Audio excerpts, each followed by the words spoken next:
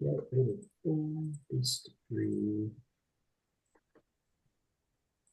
So I have a moment. Just make a final adjustment for today. All right, let's go. It'll take us to our wonderful bastion.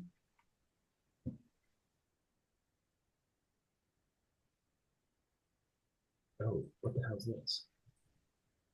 Oh, this is mine. Okay, screen share. Let's do this. Turn the sound on. Oh no, we're not even at the bastion. We're right at the end of a certain successful victory for one of us, aren't we? Okay.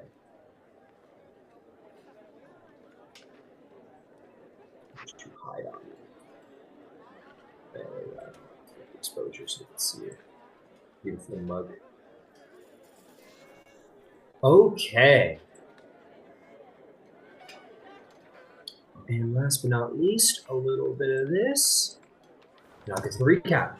Welcome back, everybody, to our wonderful Tal'Dorei Reborn game.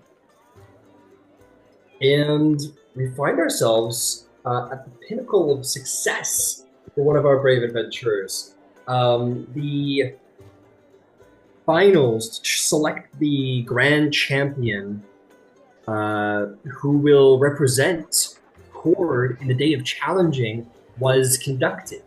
A bunch of orphans were brought to witness the event, friends, faithfuls from all parts of the realm. The most deadly were selected amongst the bunch. And one of those happened to be our very own Zarvolg, trained by Rashad Cleave. And it was a harrowing battle. Zarvolg started it off by completely just eliminating the sorcerer without her being able to breathe, which is fair. And then entered a challenged pit fight between Ragnar Stormcaller and Sir Kalen Thundershout. The two of them were mighty warriors, very difficult to beat, but due to good strategy and skirmisher tactics, which are probably not very common amongst the Storm, amongst Horde's faithful, most venerated champions, Zarvolg managed to take the victory by the skin of his chinny chin chin.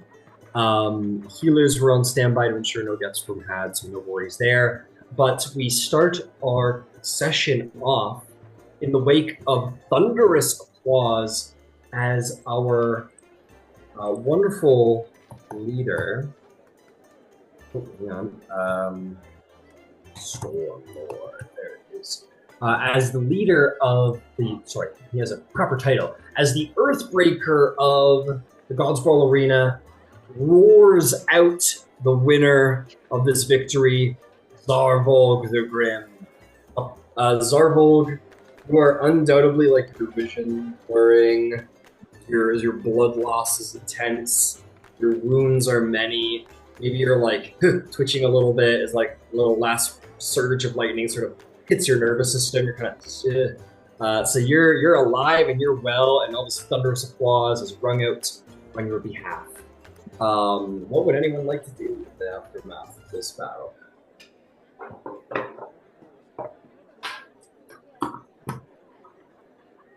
Yes, Yvaine.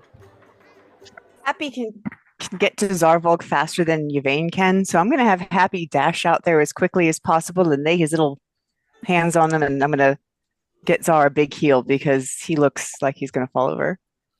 Got it. I should stop casting Fireball then. Got it. Please. I would appreciate that. You're sort of mucking up the mess with the whole, healing and shit. We'll cauterize all those wounds. It's a one-shot fix. The arena is full of sand. It could be full of glass if you wanted to be.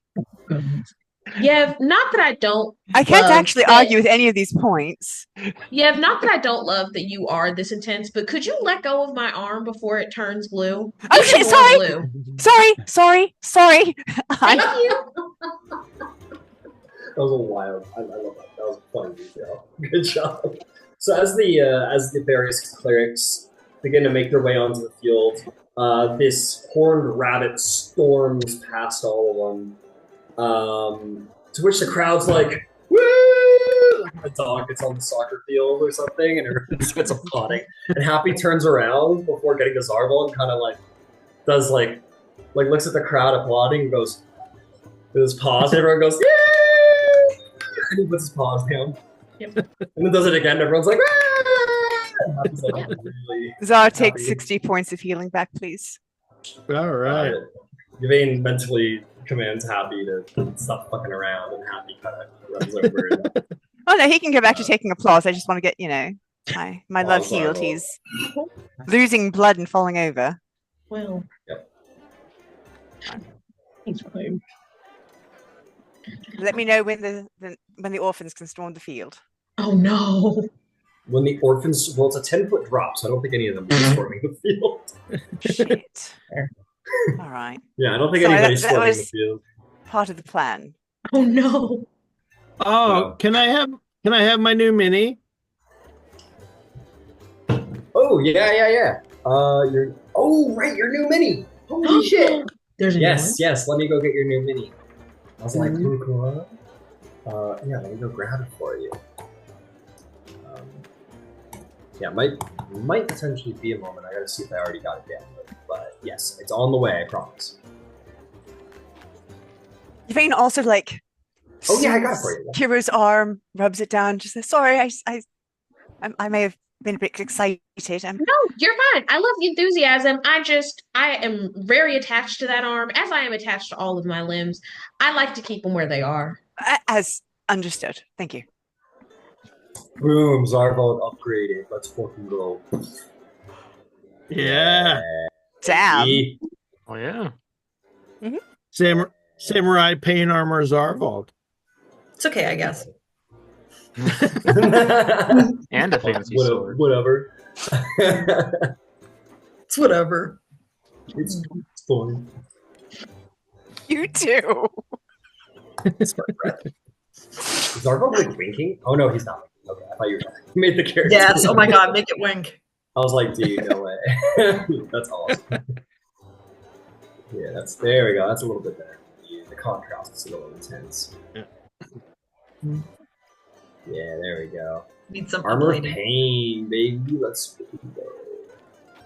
No. Not crossbows. Okay, I know you definitely don't reload it with your foot because you take like 5 shots a turn. But still, cool. Right? You don't worry about how I reload it. It's magic. I don't, because if I think about it too much, it starts to hurt. All I can think of is the Skyrim crossbow where they like crank it. It's a pump action crossbow. Yeah, It is. Oh yeah, no, I like it. Yep, I that's like exactly. it. Oh, I do like that aesthetic. He swings it around like Arnold in the first Terminator. Fuck! Like Arnold, Fuck yes. and it just pulls the string back. Yeah. That's crazy, dude. That's wicked. I always thought of it as like Barrack Tetris from Dragon Age, where he's got the giant like Yeah. automatic crossbow, like with the 4 arms. I was like, who knows? But anyway, Zarvolg, you are approached on the field by Thorvin Thunderfist. You got the initial pump from Happy, and then various clerics are just gonna they see that you're mostly healed, and they're like, oh, you're fine. Like, these guys are, don't be a pussy, you're fine.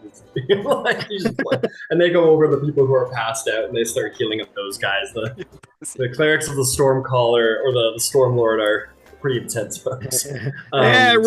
Rub some dirt on it. Walk it off. Yeah, basically. Let's go patch it up, you're fine. If they Fine heal it Gen too much, experiment. then there won't be scars, and we need scars Right, to look right. cool, right? So they go over to start patching up everybody else. But you are indeed approached by Thorvin Thunderfist, the mighty Goliath, who approaches you, Zarvolg, definitely standing shoulders and heads over you, and says, "It seems, Zarvolg, that the Storm Lord favors your crossbow. Will you accept to be champion of Cord in this coming bout in the Day of Challenge? What you faced here will not compare to what you face on that field. Are you willing to take the honor of the Storm Lord onto your shoulders? It is my hope to represent Cord honorably. Then he says, then it is, the day of challenging is yours. And he turns to the audience and says, the Storm Lord has chosen Zarvolg to represent him in the day of challenging. May he bring glory and honor to the name of Cord this year. And there's another applause. And the formality of the ceremony kind of finally ends. And Thorvin sort of puts a giant hand on your shoulder and says, train hard, train well, Zarvolg. Time is coming.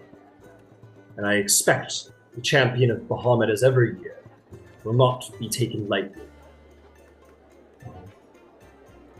Yeah, I imagine they'll be ready to go.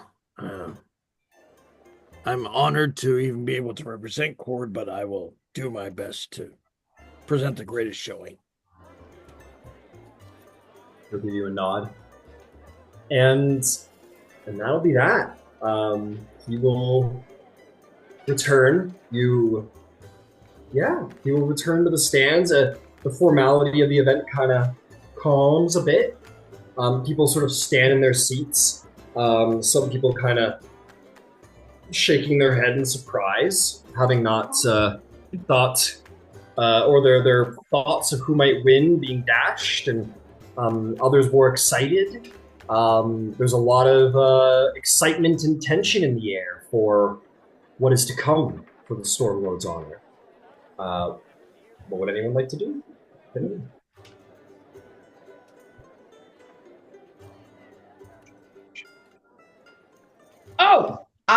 When Zarvolg gets to us, I am going to pull out the bottle of drink that Nyx made for me in honor of this occasion.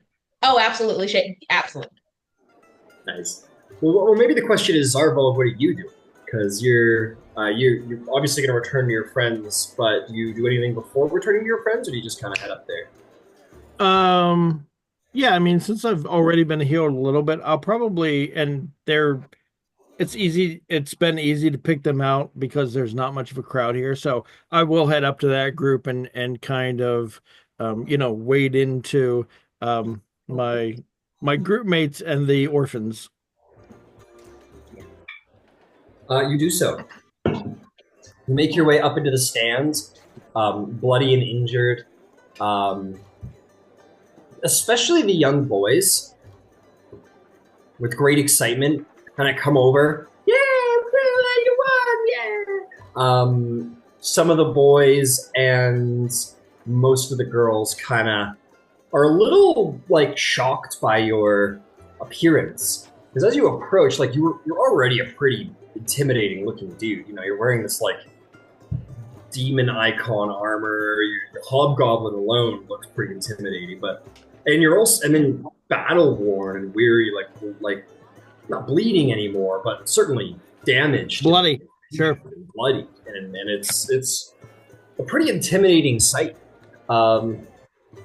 Ben comes up, jumps up, starts licking all your face, licking the blood off of you in excitement. Yeah, I think I'll kind of try to kind of soften the moment a little bit by calling Fen over and kind of smirk at him and say, a lot of help you were, and kind of tried to signal through playful interaction with Fen that it's all less serious now and everybody's safe and secure. I think I'll have my first probably ever anti-intimidation check. Maybe just a persuasion check to see if you can show that you're not a big scary monster. Reverse intimidation. Yes. Roll intimidation. So you want to roll what?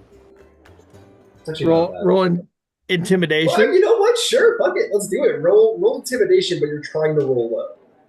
Sure. So it's kind of a reverse One intimidation. it's gonna be a nat 20. It's gonna be a nat 20. Nat 12. 20. Yeah, nat 20. 12? 12. Yeah. I think, I'll tell you what.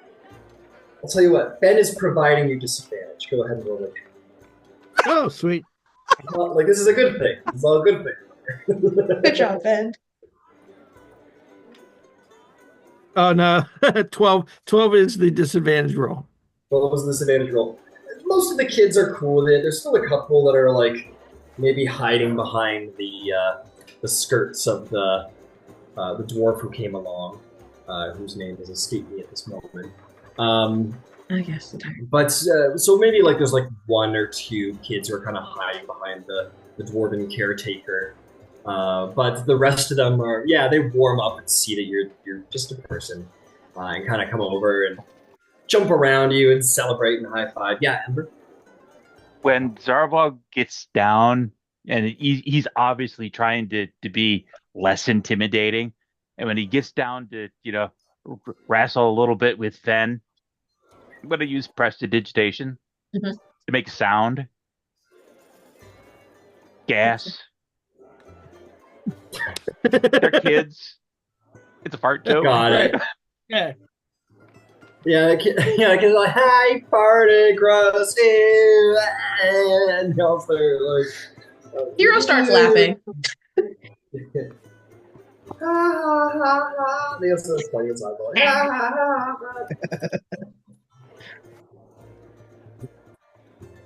Oh, Yeah, that actually goes over probably pretty well with orphans.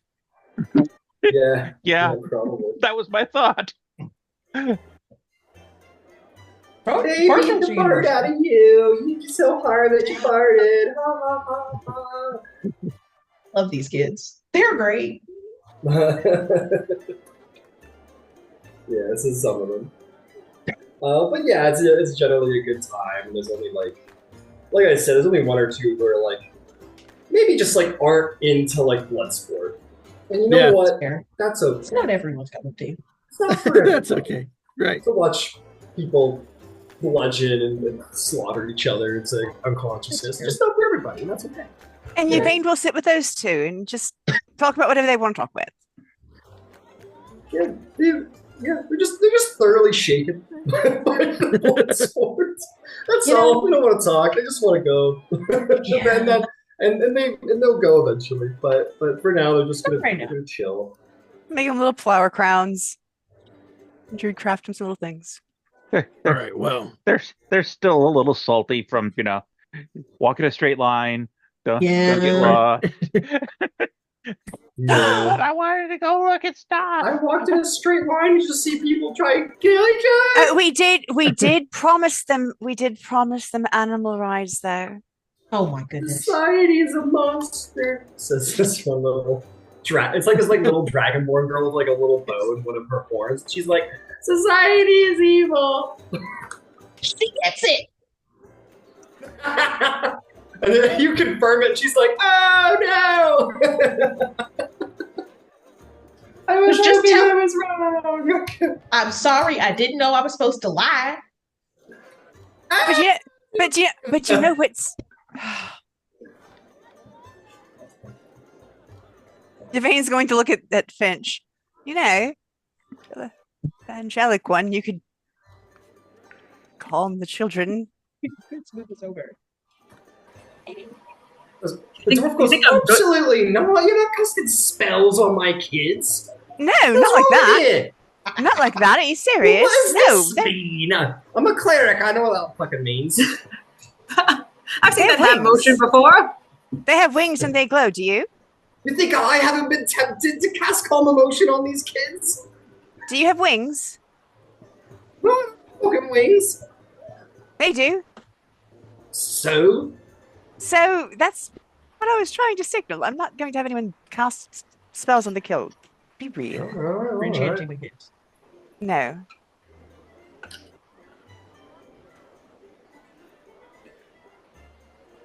So, all right, I'm done. Cool. All right. So Zarvolg has been celebrated by the young ones. You've all enjoyed your sport. The dwarf begins to sort of corral some of the children to begin to head back. Roshgraw Cleave will approach, in which the remaining children will sort of scatter away, because he's not as friendly a hobgoblin looking anyway. You're muted, Tybal. I just said, yeah, no, he is actually kind of scary to the children. And they go, and they're gonna, like, come on, kids, time to go. And they go, okay. They all run away. Roshgraw Cleave kind of comes up to you, Zarvolg, and like looks you over. He goes, that was close. Well, thankfully I had the benefit of some wise training and guidance. Otherwise, I suppose I would have failed.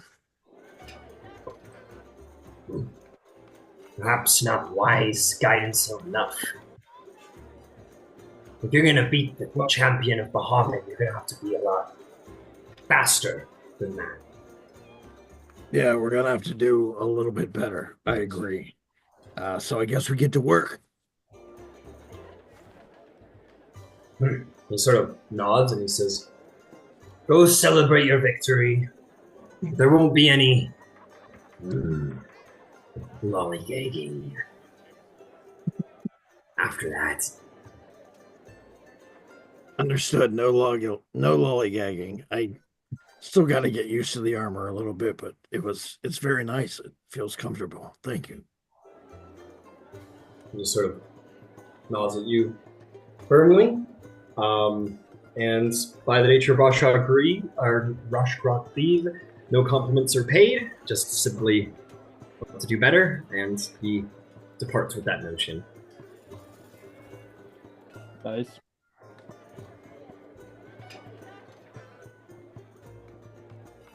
All right, let's go get something to eat. And drink. I was hoping you'd say that. Day drinking's my favorite. Day drinking. Yeah, I think Looks like you and Nix have already started. Oh, this was supposed, and she'll like gesture. It's not half empty, but it's definitely not full anymore. This was supposed to be for you, and she'll take one more swig out of it and then hand it over. Thank you. You look like you could use it. Yeah, dusty work down there.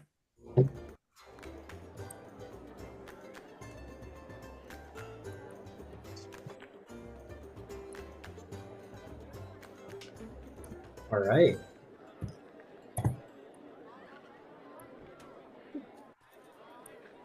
Yeah, you guys can begin to head back to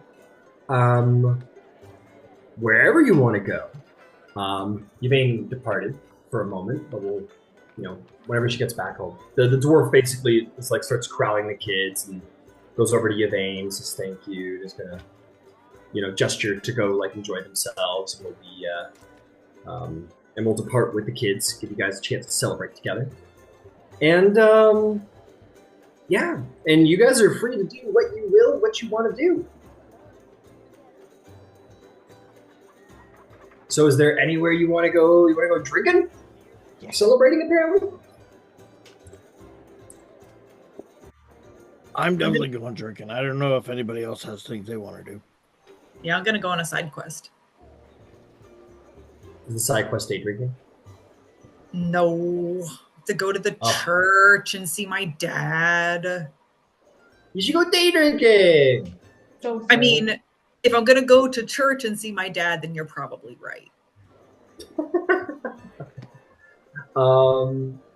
Yeah, I think Beverly and everyone is going in. There's an importance in celebrating victory, so they will absolutely accompany. Nyx will be there. Beverly will be there. I think a number of the members of the let's see here. Well, here's the thing, Zarbo. It's very interesting because, like, you don't have a lot of friends amongst the religious folk of the storm, the Storm Lord. You kind of appeared and disappeared with Roshgrok Leave and have kind of shown up here and there for training and such. How do you think you would have, like, been hanging out with people at all here at the temple, or is it just, like, purely training for you?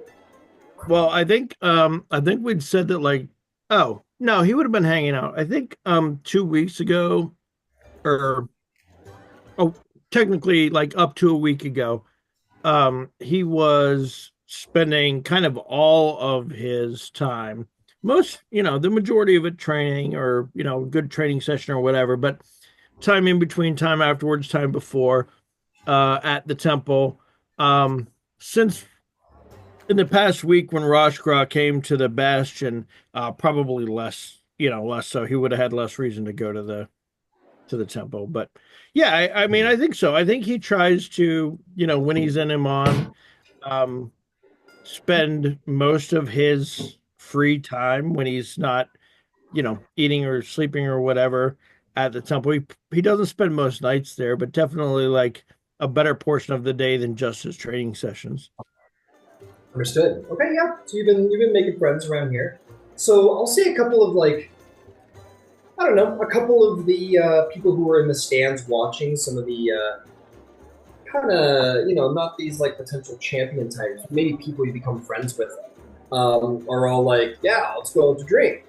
I'll say that as Roshgrok Leave is leaving, Thunderfist, who has let go of an air of like authority from himself, kind of like grabs him by the shoulder and like turns Roshgrok Leave around and kind of like pushes him in the direction. And he goes, "No, you don't, you old bastard.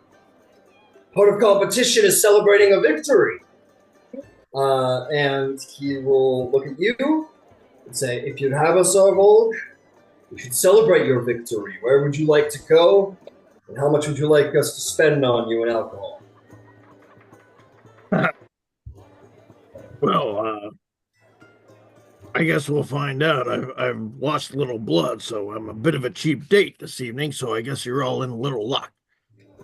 And he'll usher the group, I guess, probably towards the Rousing Spark. Let's give Emma a little business. Hey, okay, there you go. A small entourage of like big warriors will accompany you guys. Like berserk, mostly like sort of barbaric berserker warriors. Maybe not a lot of paladins amongst the gang here. There was only Sir Kalen, who is on his ass right now. Might show up at some point, but nonetheless, like big, like strength-based warriors, and maybe like a couple clerics will accompany in like a small parade down the street to towards the port district. I kind of like that idea that Zarvolg is like a little small and fire pluggy amongst these great big like strength-based warriors. Yeah, absolutely. Yeah, you and Cleve being sort of dexterous warriors is not terribly common amongst the Stormlord, who's very brawn and muscle and. So yeah. So who's accompanying? Who's going to bring them some business? I'm going. I'm going. Day drinking. Yeah. And to add a little bit of flavor, as Zarvolg is going into the spark, going to use thaumaturgy, and I'm going to announce the newly chosen champion of Cord, Zarvolg the Grim. Absolutely. Fantastic. We will definitely hit that moment. Very important.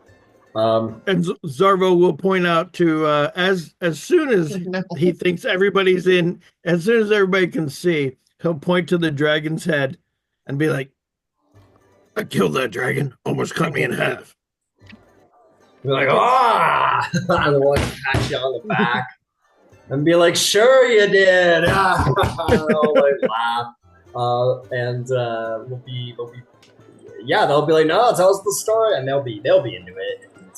And, they crack jokes, and it's like, it's a lot of like dick measuring with this, with the storm lord. It's all very competitive. It's very who killed the biggest thing. So they're like, yeah, sure, and you need to tell the story, and they're like, can I post rugby match drinking. Exactly. I gotta bring home come on, Roshgra, you're coming. Roshgra begrudgingly is there, like, drinking with you guys. I'll hit that moment with you, Yvaine. So as everybody's beginning to corral, the dwarf will come up to you, Yvaine, and says, "This is a great moment for the kids. Thank you very much, but it sounds like you need to go celebrate with your champion. So, go ahead." Would you like me to help you get them home at least? There's quite a lot of them and only one of you. There's a lot of them, but I'm used to having to deal with it by myself. And I mean, you got a celebration to celebrate, don't you? It won't take me that long to walk you where you need to go and to get back. I'm quite fast on my own. So yeah, let's go. And Yvaine will walk them back and make sure that they're fine, and then I'll wild shape into something fast and hustle back as quick as I can. You'll hear sure. The dwarf definitely feels I'm struggling to find whatever her name was, but definitely feels like a little guilty to be taking you away from the celebrations, not understanding your abilities, obviously. But nonetheless, you enter back into that two-file line, and walk back through the city, and you should be able to catch up with the rest of the party in like half an hour. Not too long. Yeah, giant eagle is the fastest thing I have. So what I will do is, actually I could do that, but I will wait until we get them all home, and then she'll turn into a giant eagle and get Happy on her back and fly to the port. She's super quick that way. Fantastic. Excellent. Probably flying low. I'm sure it might have been commented to probably all of you magic users at some point, especially around the Alabaster Lyceum. That's some of the younger scholars learn very quickly that it's not great to polymorph and do something big and scary and fly over a bomb. They tend to get shot down. So yeah, you transform to like a around the walls and easily find cover. Cool. At which point, let's transfer over to the quads.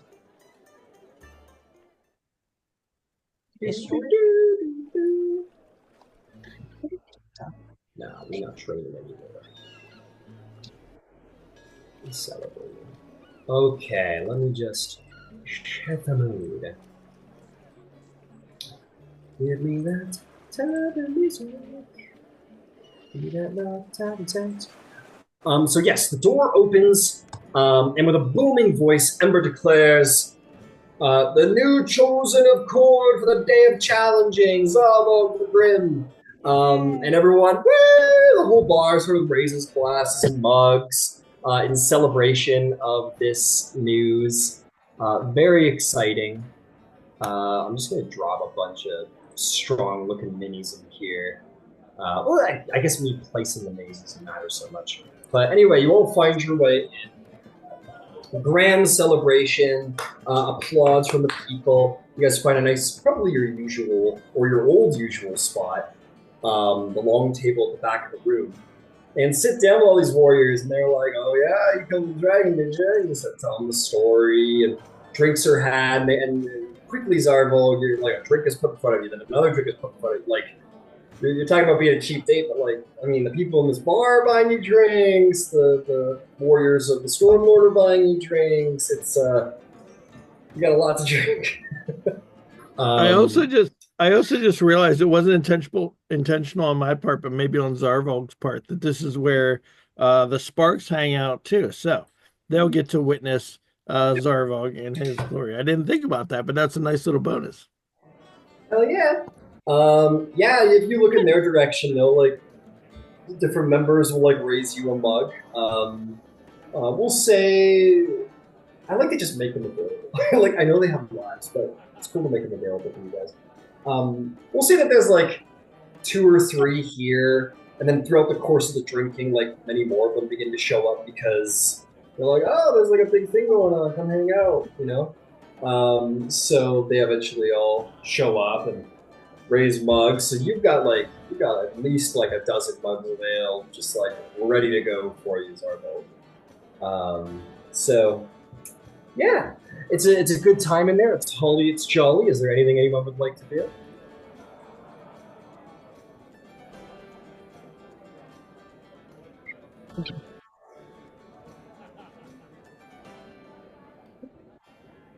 No? Okay. We can skip if you guys don't. Did we send? Yvaine would probably panic and go over to Glint and say, "Did we send that a message to the coin mistress, telling her that we were going to be there tomorrow?" Probably. We talked about it, but I don't know if we actually did it or we only talked about it. And since we're going tomorrow, we should, give her the heads up she requested. I don't actually remember. Shit. I might have.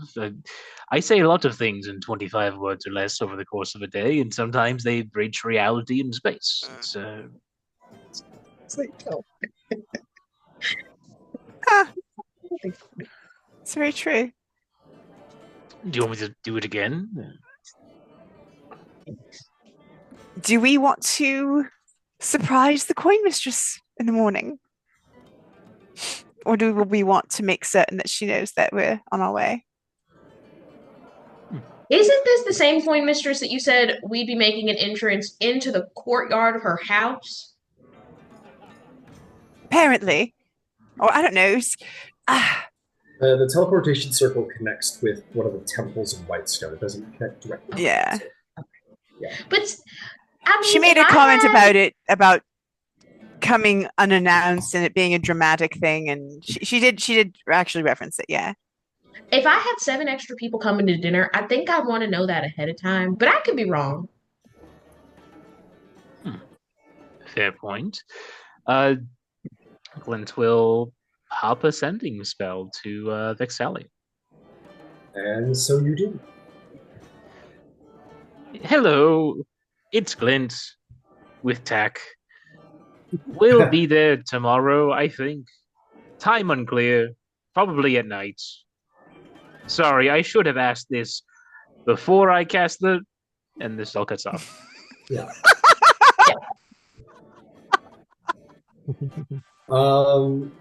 You receive a response. It says, I half expected not to get noticed. Thank you, darling. We'll be looking forward to your presence. She says they'll be looking forward to it. See? Good. All right, so excellent. I wonder if he's going to puke tonight. she just looks at Zarvolg with all the beers in front of him. I think Need help back across the street. What was that? I'm gonna need help getting back across the street. And he's like, knee's a little tricky. Just the knee? Did you want me to carry you? No.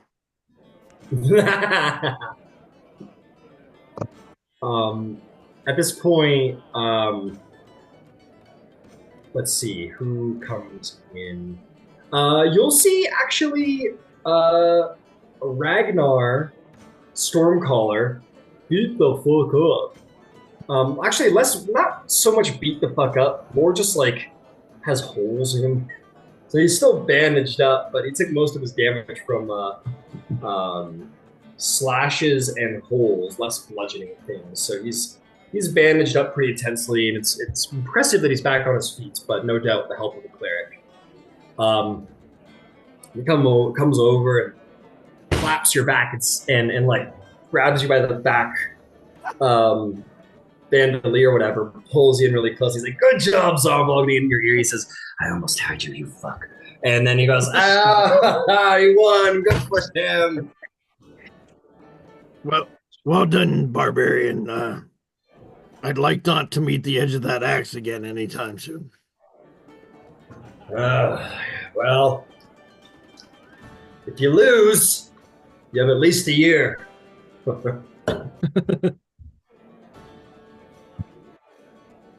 Well, let's hope I don't. Oh, by the way, nice speed today. I was kind of hoping to capitalize on that myself, but I misjudged your ability to move around the arena. Yeah, everyone thinks barbaric berserker warriors are slow for some reason, but the truth is we're actually some of the faster warriors out there. Very impressive, and certainly took me off guard. Nicely done. Well, good job shooting your arrows. Now, drink this, and he puts a ridiculously sized mug. You get this is a bit. This feels like revenge in this moment. Right. Chokes it down. Chokes it down. Yeah, you're feeling it. You're seeing many. You're like, there's so many warriors and 5 people around. There's a lot of you all. Now I got 2 guns for both of you. I got 2 crossbows for both of these. Incredible. Yeah, the drinking is many and merry over at that table. They definitely allow Ragnar to just keep feeding the males long past what would be the acceptable drunk tolerance range, I'm sure. And that's the tradition. You get drunk as a skunk after.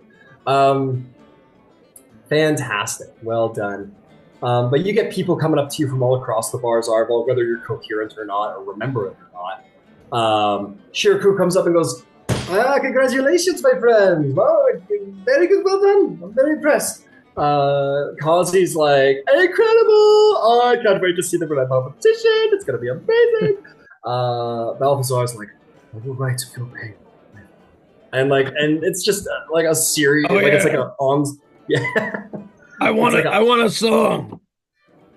Yes. Very well. Should I write of? What should I write of? The desperation of your struggles. Yeah. Pain. I need a song about pain. Yes, the pain of Zarvolg the Grim. Yes, I'll write of this. And he walks away to begin composing such a song. Incredible.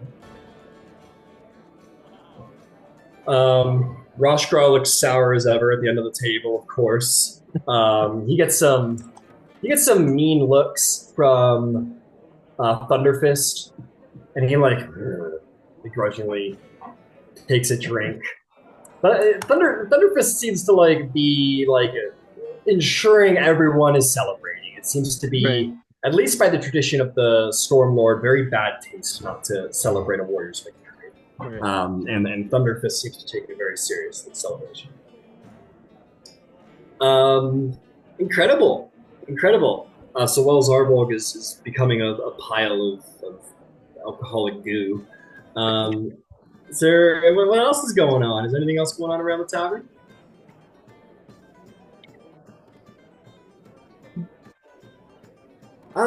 Yeah, Glenn, you can. Okay, cool. All right, cool. If nobody's got... Oh, Yvaine? Is Cressida around? Sure she is. Why not? I'd like to have a quick chat if we can have a moment Or drink. You Sure. would. You head over. You would. You head over, and Cressida says, "Congratulations to your friends, Yvaine. He worked very hard for it. I'm surprised you're over here and not over there celebrating." This is his moment with his warriors, and I'm not one of them. And I don't want to center myself in his celebration. I can make sure he feels quite celebrated later on. Fair enough. But I haven't seen you in a couple of weeks, and I have something for you. I think I had suggested that perhaps Shomontosh was behind the disappearance of the commodities we were talking about earlier, yeah? Yes, I had heard whispers that there was accusations in this direction. I think if you were going to start to look for him, a good place might be Autumn Valak. Where's Autumn Valak? Oh, in the far, far, far, fucking far south. In Marquette? No. South Tal'Dorei. He's in the Riffinless Peninsula. That's interesting. I wouldn't have expected that. It was, and I don't quite know for absolute certain. It was a scrying, and Zarvolg was able to look at the pieces and do some rangery shit, and he's pretty certain that that would be the location. Glint baited him a little bit.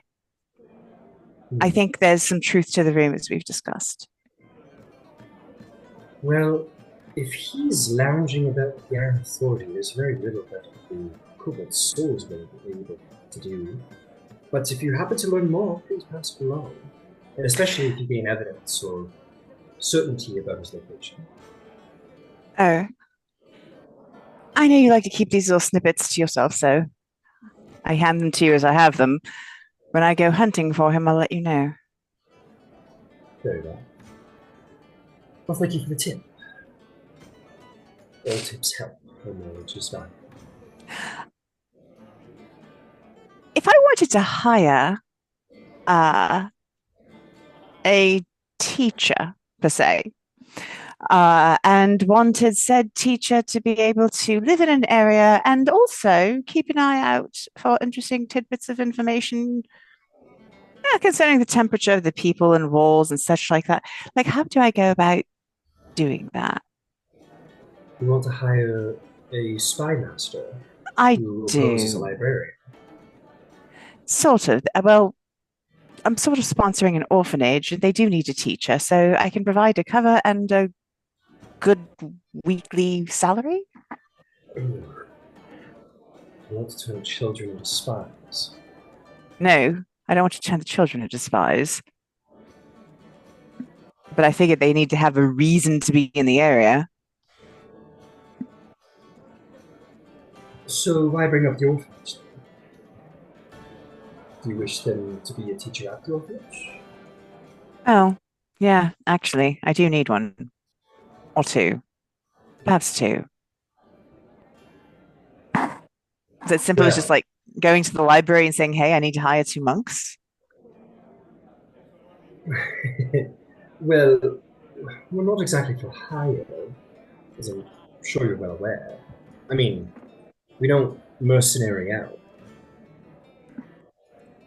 We're a deeply covert society. Certainly. Which is why I was thinking hiring someone to teach children, because certainly that's something that monks would do, is teach. I watch them do it all the time in Western. Yes, indeed. If you wanted to take a go at finding someone, by all means, but we, the kobolds who already have our cover, we're librarians.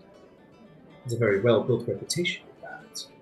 I don't think we've ever run orphanages. We've taken in orphans, but never run an orphanage before. Oh, I wouldn't need anyone to run it. I literally just need someone to teach. They don't have a teacher. Just I will find someone I can take to. I can do two different things at once. I understand. You're looking for a very unique individual.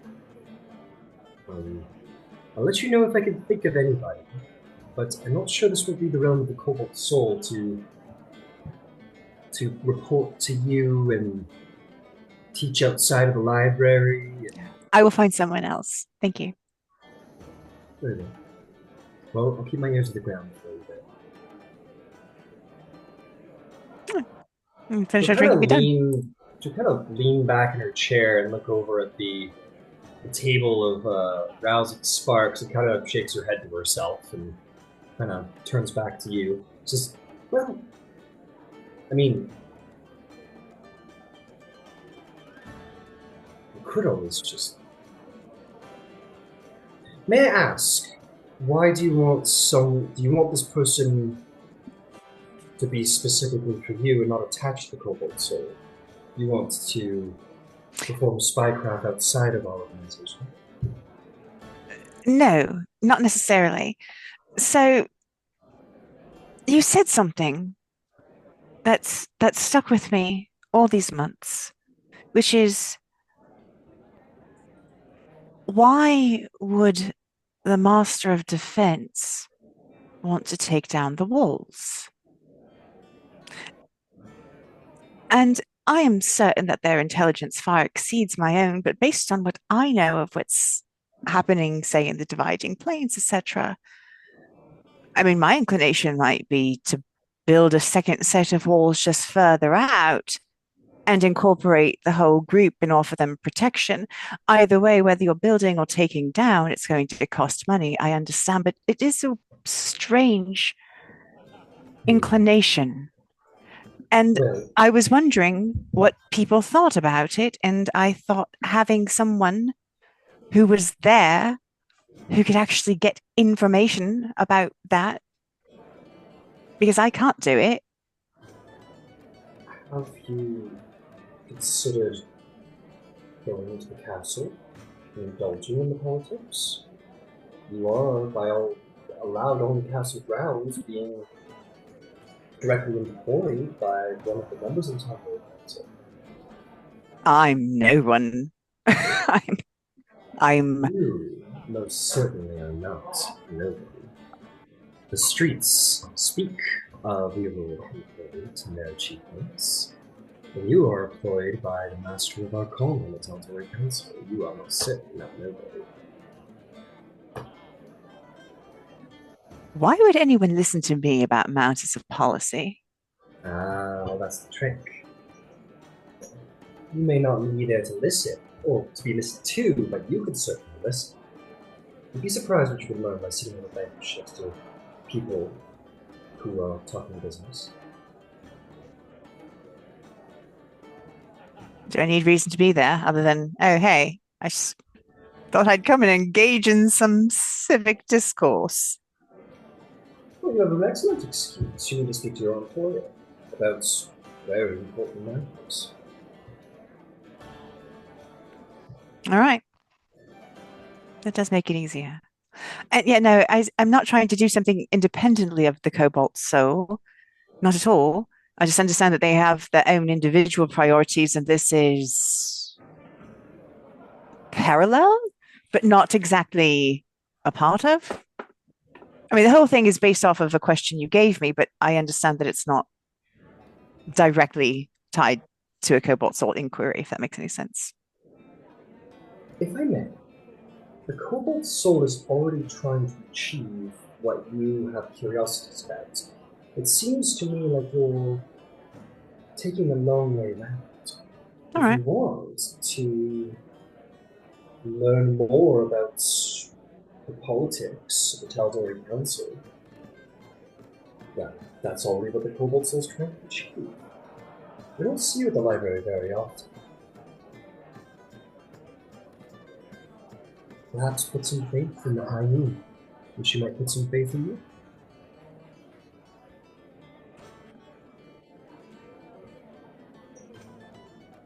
As you say. Thank you. Kind of raises her hands, almost like, like, but I don't know, like that kind of way. She says, "But you must do what you think is right." No, you're right. So I come talk to you. Thank you. Yeah. Have a good celebration. Yeah. And Yvaine will pop up and for the rest of the evening we'll say sort of near Zarvolg, but not right at his side. He knows that she's there and paying attention, but again, I'm not trying to center myself in his day. Come on in.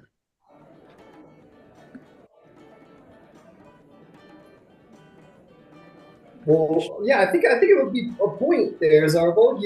You're sitting at this party of warriors, and I think Qiro, you're drinking with the warriors and like celebrating Zarvolg. Yeah, so Qiro and Beverly are certainly drinking with giant warriors.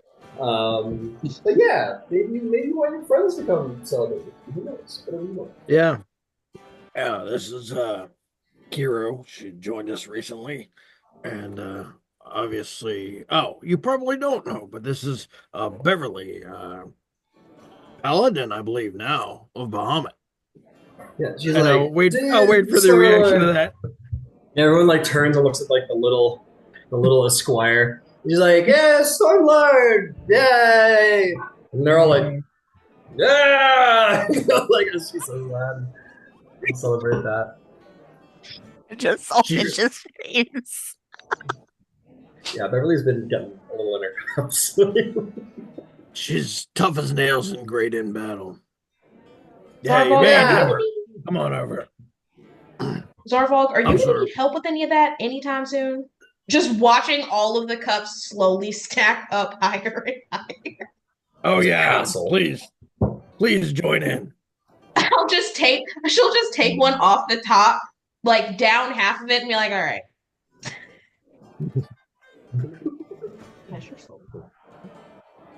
Incredible.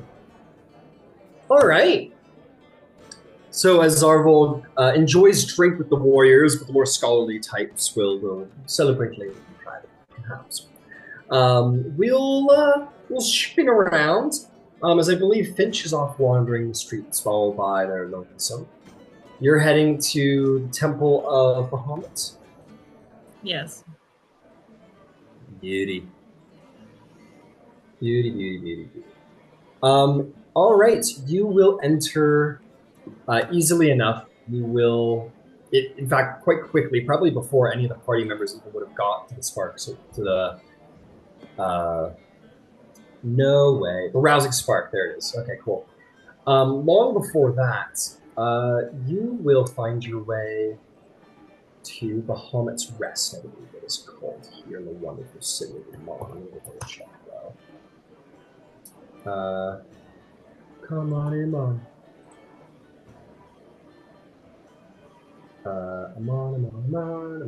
Amon. City, points of interests. Up in the Temple District, we will find. Okay, I think in Amon it's just known as the Temple of Bahamut.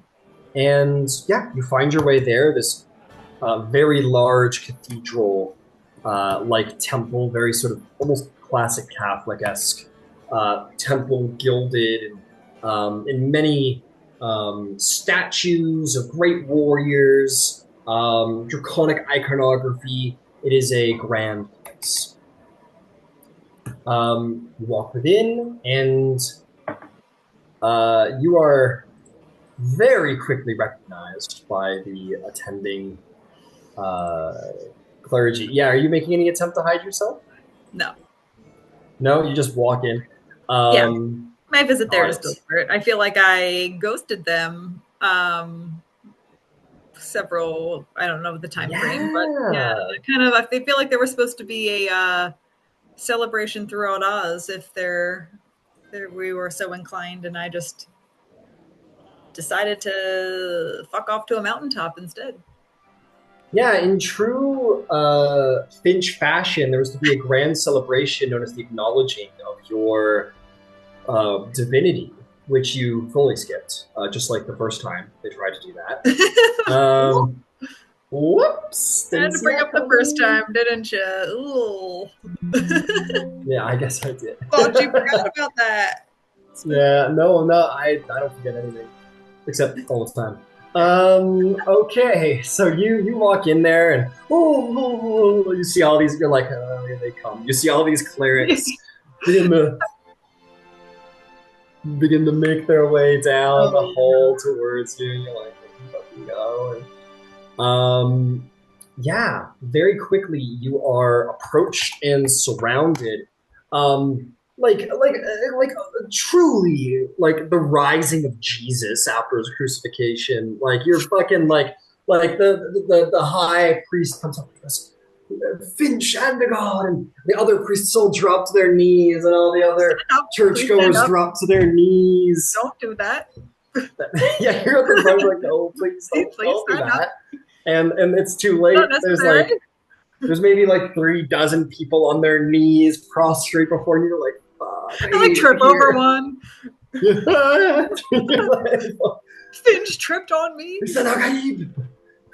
And they shall trip as they walk and enter as it was foretold. And you're like, no, come on, I just tripped. Incredible. I just want to see if I have any. Nope, I do not. So here's what we're gonna do.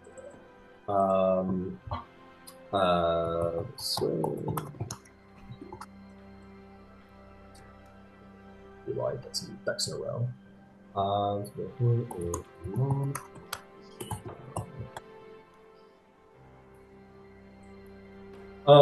Okay.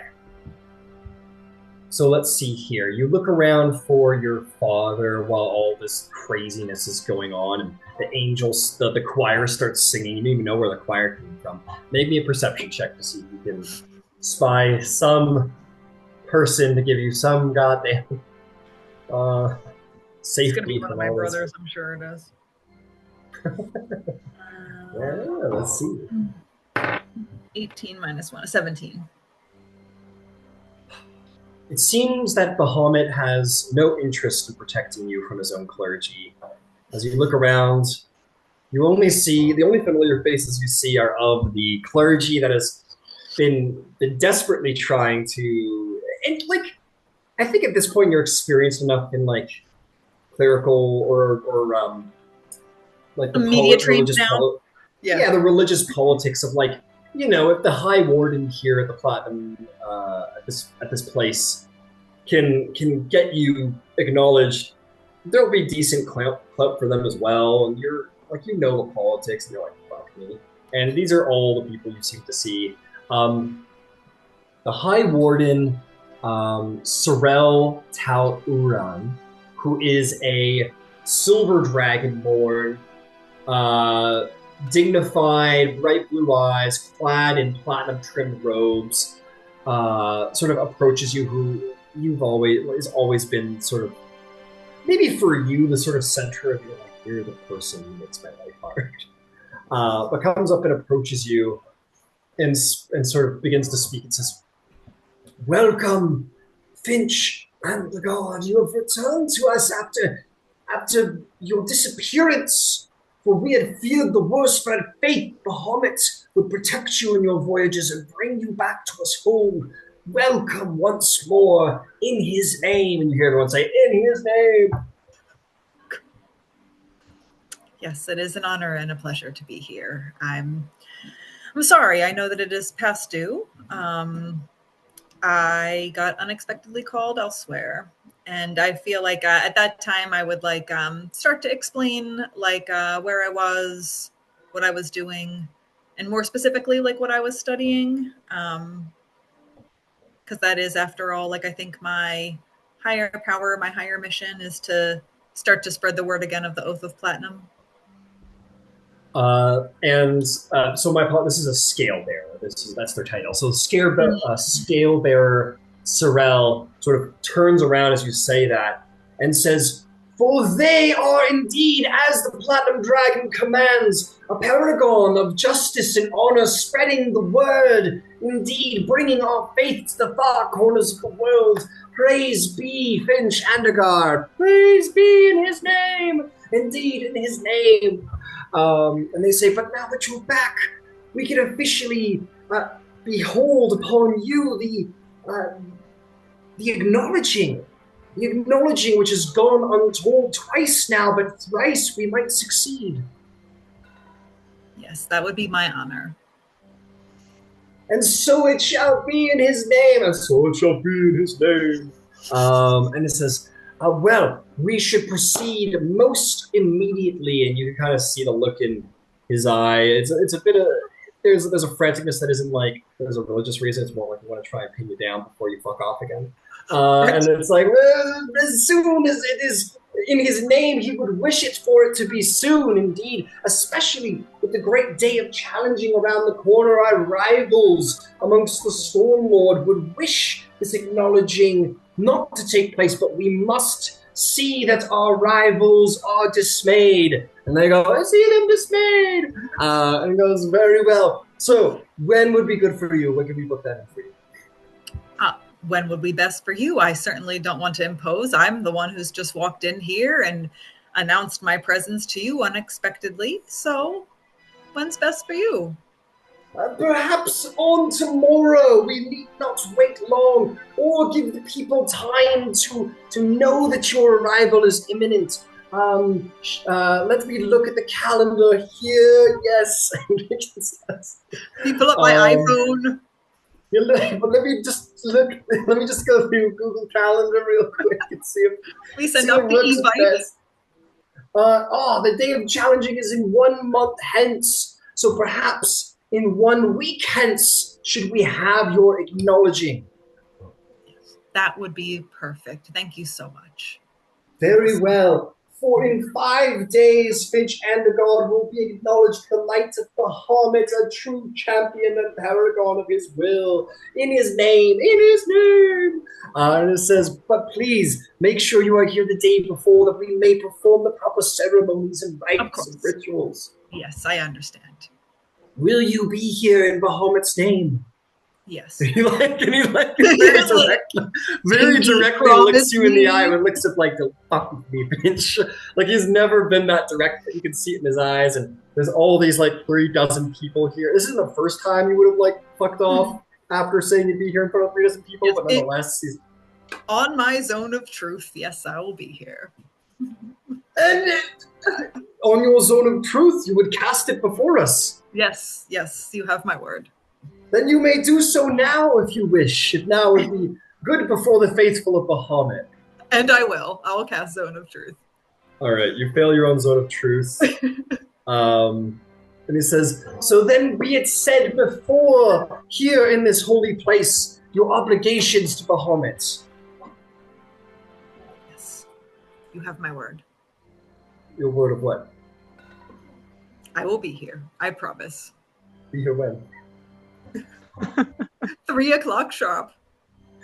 On what day? 4 days from now.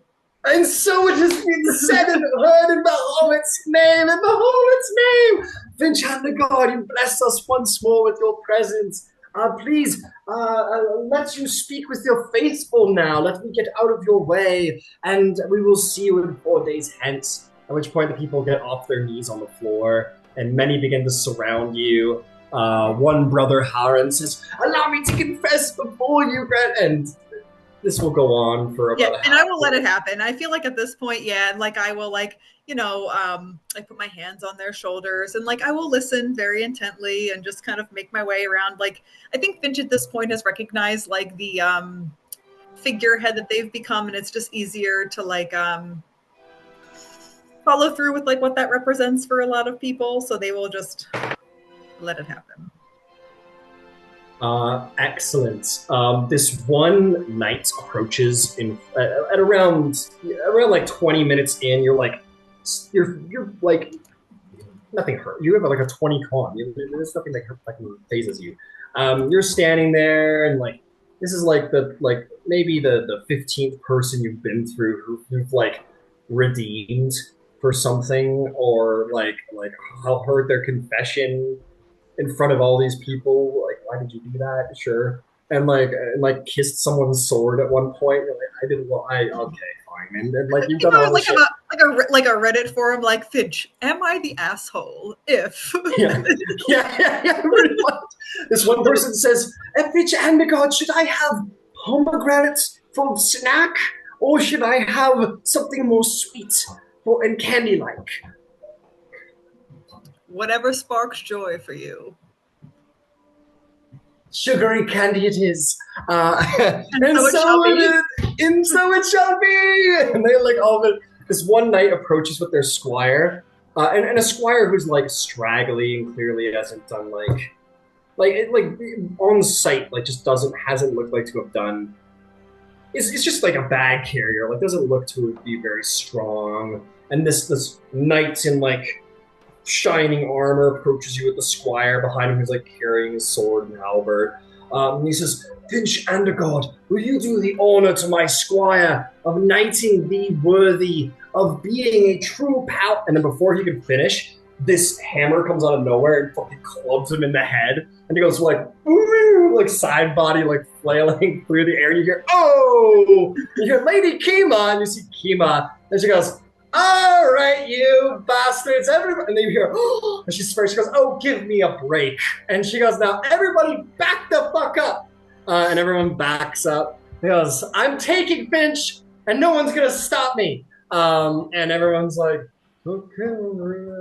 They all begin to back up. They're like, "Okay, fuck." And she goes, "Okay, Finch, back up slowly. You know how this goes." She's like pointing the hammer out. She's like, "Nobody follow us. Nobody follow us." And then you guys get outside. Like, Okay, scare. Let's go running. And Kima saves you a little bit. Kima puts big hammer away and goes, "So, been a minute, hasn't it?" It has. It certainly has. How have you been? Well, Bored, honestly. I wasn't meant to be a housewife. that's fair. That's fair. I wish I could say the same. And like as I am saying that, I'm going to do my whistle and call for my dragon. Okay, you're like, and like in full Thor fashion. Like it takes a minute. Mhm. And you whistle, and way across the city in the port, your dragon goes, and we'll be here when it gets there. And she goes, "Just whistle at me." No, just like I said, it takes a minute. It's Oh. awkward. Yeah. I have somebody I want to introduce you to. Okay, cool. And then you just whistle, and then she was like, "Ah!" No, Kima doesn't give a shit. She's fought dragons. She like, there's a momentary like, where she had her hands on her hammer, and she's like, the dragon sort of and kind of settles the paws down, and like looks around, like, "What's the problem? Where's the fight?" Kind of. Not everything is a fight. I know we've been through this. Not everything is a fight. Pacifism. We'll practice on it. I'm a bronze dragon. Pacifism is beyond reproach. I understand. There was never peace. There was no chance at peace. Okay. And I will introduce. Kima doesn't speak Draconic, right? Sure, she does. Or does she? Yeah. So I will introduce. I feel like it makes sense. And I don't think we decided on a name. I know you gave me options last time. Do you want me to just pick one for you now, real hot, quick? Sure. And I think we said too. I think I'm gonna go with brass. Bronze originally, but I think brass. Oh man, we're changing it. Okay, lock it in. We're doing brass until it dies, and then maybe something else. But no, see what happens. All right, it is a brass dragon. We're sticking with brass. Yeah. Let's see. Is this a boy or a girl dragon? Or somewhere in between. Probably a girl dragon. All right. Sassy. Yeah. Slay. Her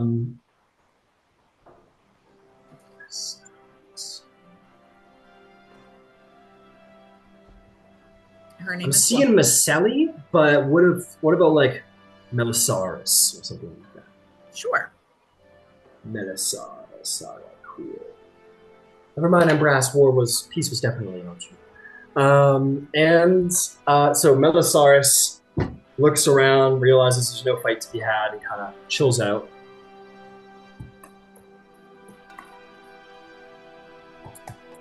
Mel for short. Sure. Melisaurus just kind of shrugs at you.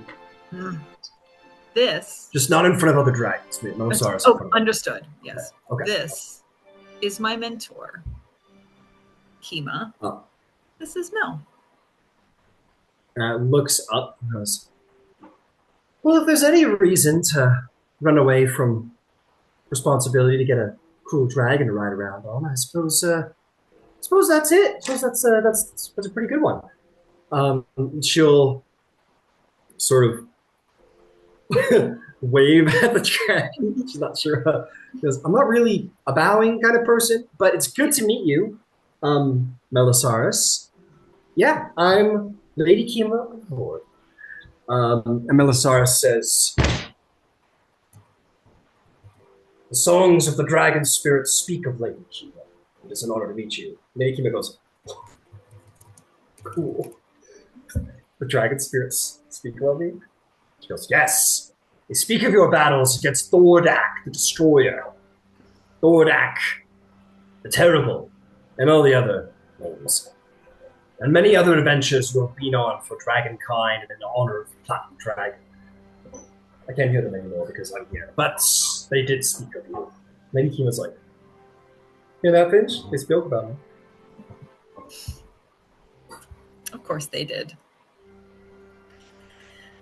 So, you said you're bored. Is there some adventure that you're planning to be off to? Or are you trying to find adventure? I could go back to Whitestone and check on the temple that I'm technically supposed to be running.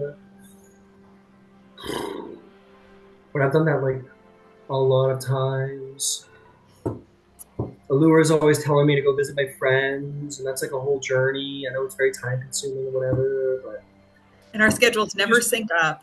Our schedules almost never sync up, and it's just boring. I want a good fight. Not like one of these... Ugh. That's the problem with being a good warrior, Finch, is that nobody's as good as you. Mm-hmm. I mean, every now and then I'll make a little trip to Whitestone and fight Grog, but, I think myself and my adventuring party are headed to Whitestone tomorrow to meet with the Coin Mistress. You're always invited to come. Catch up with old friends. You just mentioned that.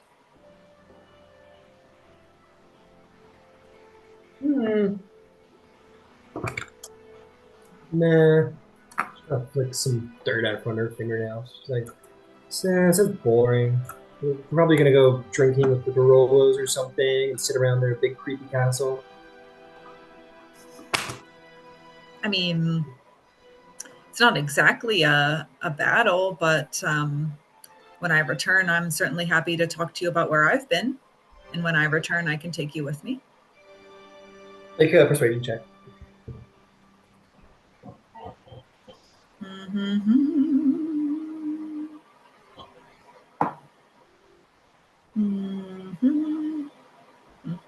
Calculator. 24. She goes, fine. A little Whitestone with you.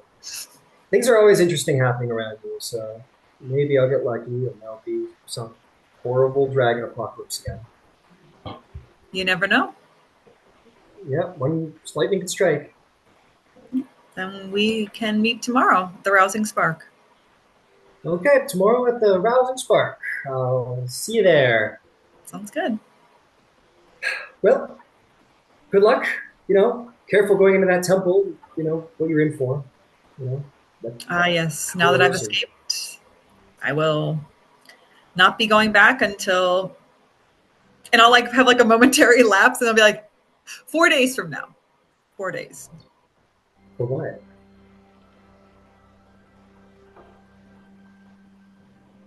All right. Why? What are you going to go there for? I don't. Oh, are you? What's boss of you? Because did you agree to get like acknowledged again?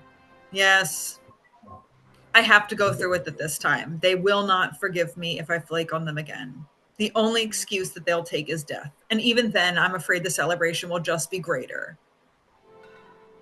That's true. That's true. It'd be easier for them to celebrate you as a martyr than, Correct. you know, the flaky paladin that you are now. All right, I'll accept that. All right. I was really being Well, flaky, but, the semantics. Dragons do what they want. Mm-hmm. Well, Okay. I'll see you tomorrow to go meet with Lady Victoria and Lord Percival, the blah, blah, blah.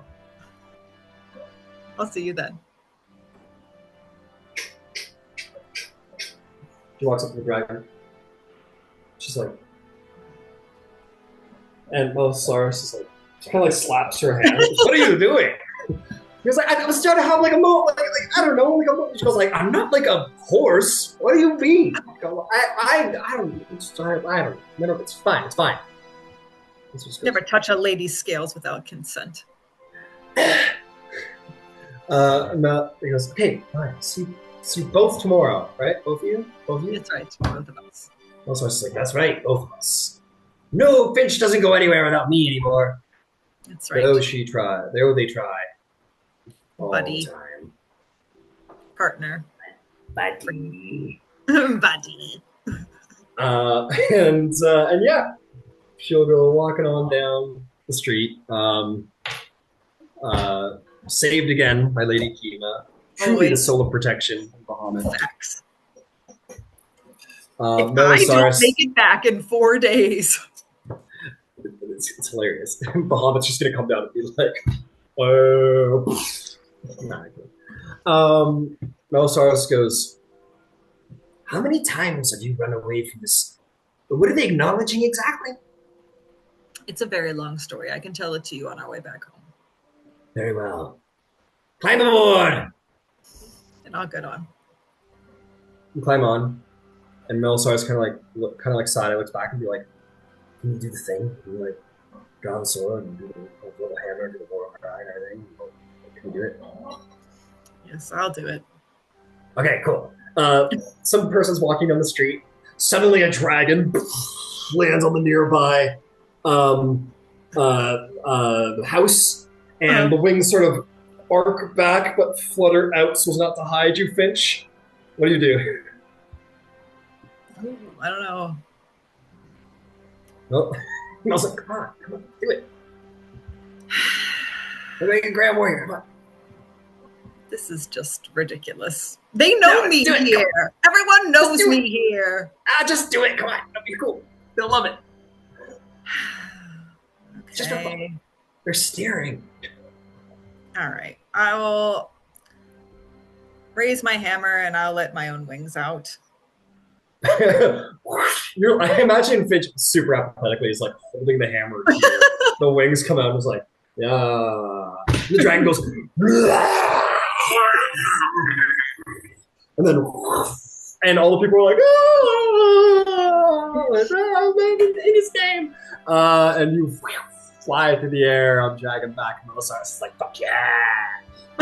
Flies through the air and then lands outside the current bastion. Fantastic. At which point, as you guys land there, Melisaris, being the gregarious brass that she is, will be like, look around and see the party probably coming down the street with a probably almost limp Zarvolg at this point. Once the celebrations have reached their ending, if that is, of course, what we want to do.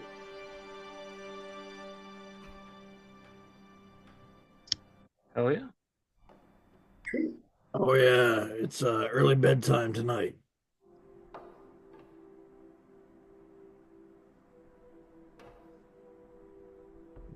Yep.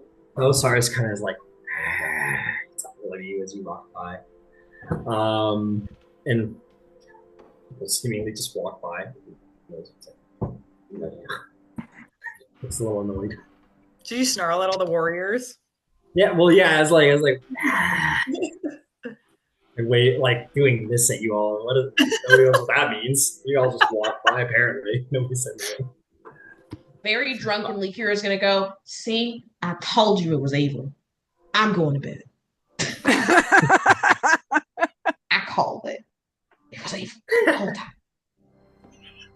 The dragon just kind of like lets out a little like smoke. And like, how dare they not acknowledge how awesome I am, kind of thing. Yeah, Zarvolg will look at the warriors and then look back and point out and be like, "Oh yeah, Finch dragon," and, They're all like, and then just hey, keep on. Finch, hi, dragon. Would it make you feel better if you set something on fire? Yeah. All right. Well, use discretion. Pick your target. So much. There's too many innocents. Not my cabbage. Yeah, it looks over at the like the food patch from the bastion in the middle, and the Furbolg is like, no, in front of it. The brass dragon's like, like looks around some more for something to burn. Looks over at like a nearby like, I'll say that there's like a nearby wood carriage with like hay. Oh And no! looks back at you, Finch. Shrugs at you. And just kind of goes. And there's just like a little spark, and then it erupts into a huge fire. Someone comes out of the house, it's like, ah! So throwing pails of water on it. And the dragon's like, ah. I'll just point over at it and cast Create Water like 2 feet above it and just have water drop down onto it. It's charred. It's fine. Immediately goes out. The dragon's like, oh. I'm going to my roof. And flutters on the roof. And just sits down a little upset. Not my roof. Not a Going to my roof. All right, sweet. Hey, it's like kind of still mostly midday, or it depends on how long you guys want to celebrate and drink for. How long do you think that would have gone on for? As long as I can stay standing, and then no longer. All right, why don't we just make a con save at disadvantage to see how long Zarvolg can go for.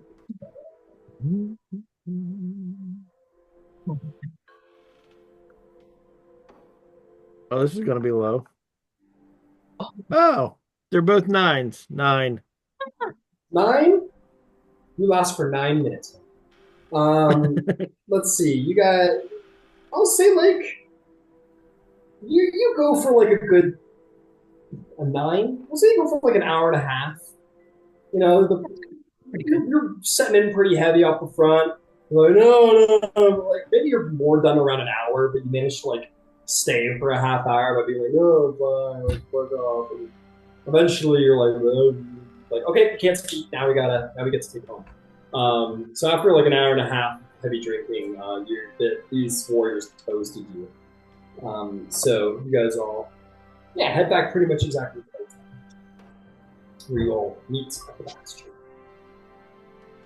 To the bed. Everyone's like, bye, Zarvolg, we'll come hang out tomorrow. As you like get taken inside. Roshrock just throws you on your bed, closes the door. Wait, are you still staying here? Yes, of course. You have to train for the day of challenge. Sleep while you can, mortal. Oh, no. And we'll go take a day off, I guess. Cool, sweet. Is there anything anyone wants to do the rest of their day? What time of the day is it? It's honestly like midday. The fight was first thing in the morning, and half hour to get to the bar, hour and a half drinking, a generous midday, probably.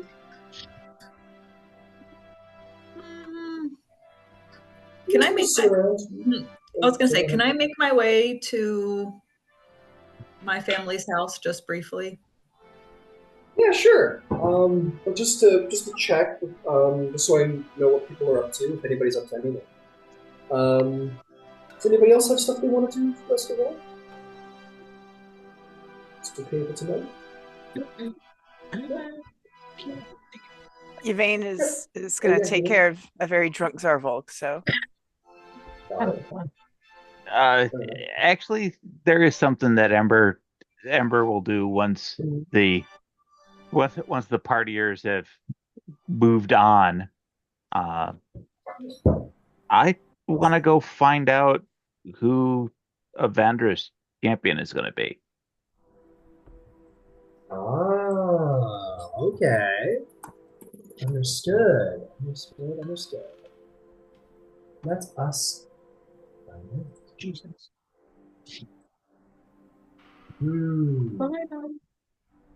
Okay. I'll tell you what. You make your way to the crossroads, which is the sort of altar space here in Imam.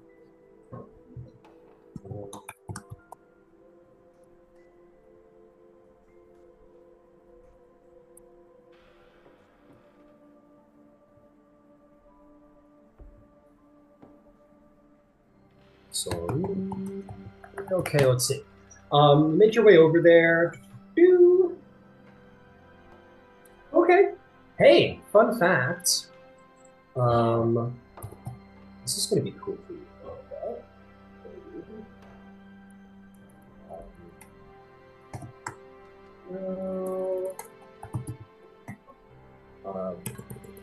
Sorry, I'm just trying to find some information. There we go.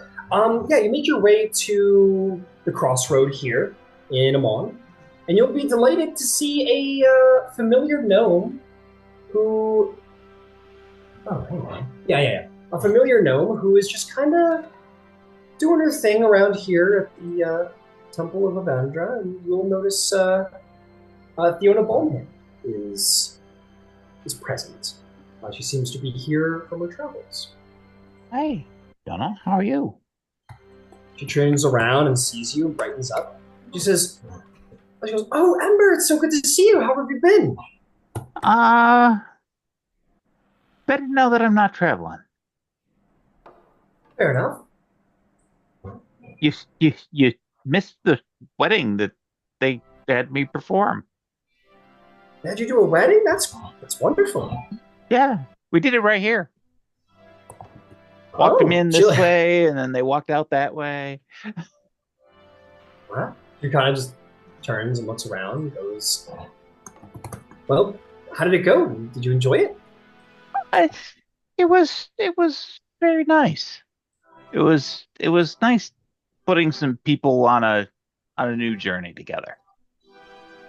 Fair enough. Well, good job. You're really coming into things, aren't you?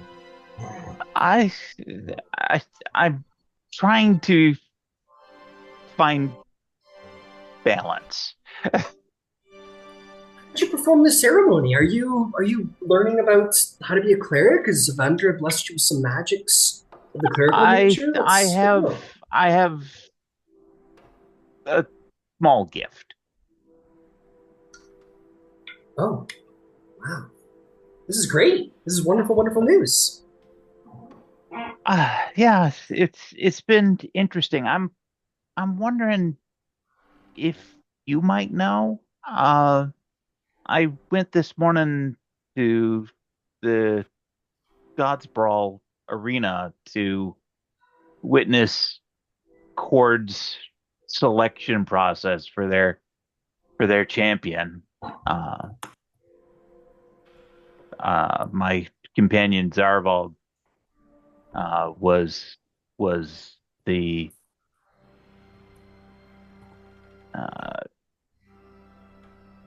selected champion, and will be representing Cord at the champions contest. And it occurred to me that I know that typically it comes down to the more fractious folks between Paladin and Cord, or Paladin, Bahamut and Cord. Mhm. But I don't know who who goes for Avandra. Well, no one's been chosen yet. Um, yeah, Cord and Bahamut, they really go in for it. Um, I think people from Avandras just kind of do it, you know, for fun to see who could kind of make it happen. That's Changebringer's thing, right? There's this ritual that happens every year. It's called the Ritual of Turning Wind. And it's like a 3-day celebration where we all come out and we all celebrate in the open streets. Anyone can come, noble, peasant, anybody who wants, and declare themselves a seeker of the change. And whoever succeeds on the final event, which is known as the Discovery, will become the champion. Oh, that's awesome. And when is this held? I just got into town. I don't know. I can find out for you though. That would be awesome. Okay, cool. Yeah. Where are you staying? I'll come and see you and let you know. We've got a spot for now, just down from the Spark, but I'm in the Spark pretty often. Okay, great. I remember. I'll come look for you there. We're having something constructed outside of Amman, but it will take some time. She goes, yeah. That's great. You guys are really doing your thing. That's incredible. Well, I'll tell you what. I'll find out for you. That's part of why I'm here, actually. But I'll find out for you. Talk to some people in town. I'll come find you and let you know. Were you thinking of trying to qualify as a champion? I think that it's worth exploring. She'll put her hands on her hips and look at you very kind of half-cocked serious. She goes, would you say you have a courageous heart? I have done daring deeds. She looks you up and down, again, sort of playfully. Says, I think that will do. She says, would you say you have a heart that refuses to be chained to anything? To fear, power, expectation, anything? It's been highly mercurial of late. Again, she looks you over very like sizing you up. She goes, okay. And last but not least, and most important, are you willing to have fun? Absolutely. Then I think you might just be able to make it happen for yourself if you come to the ritual. I will endeavor to do my best. Excellent. Well, let me go find out, and I'll come find you just as soon as I can. Okay, fantastic. And if you need anything, I've got to take a trip to Whitestone, but it will be brief. The coin mistress needs to see our group of folks, so but I'll be back, and if I'm not here for some reason, just leave the details with Mom at the Spark. Will do. I'll leave the note at the very least. It shouldn't take too long. Probably can find you by maybe tonight or tomorrow. Oh, okay. So I'll awesome. leave a note if I miss you. Thank you. No problem.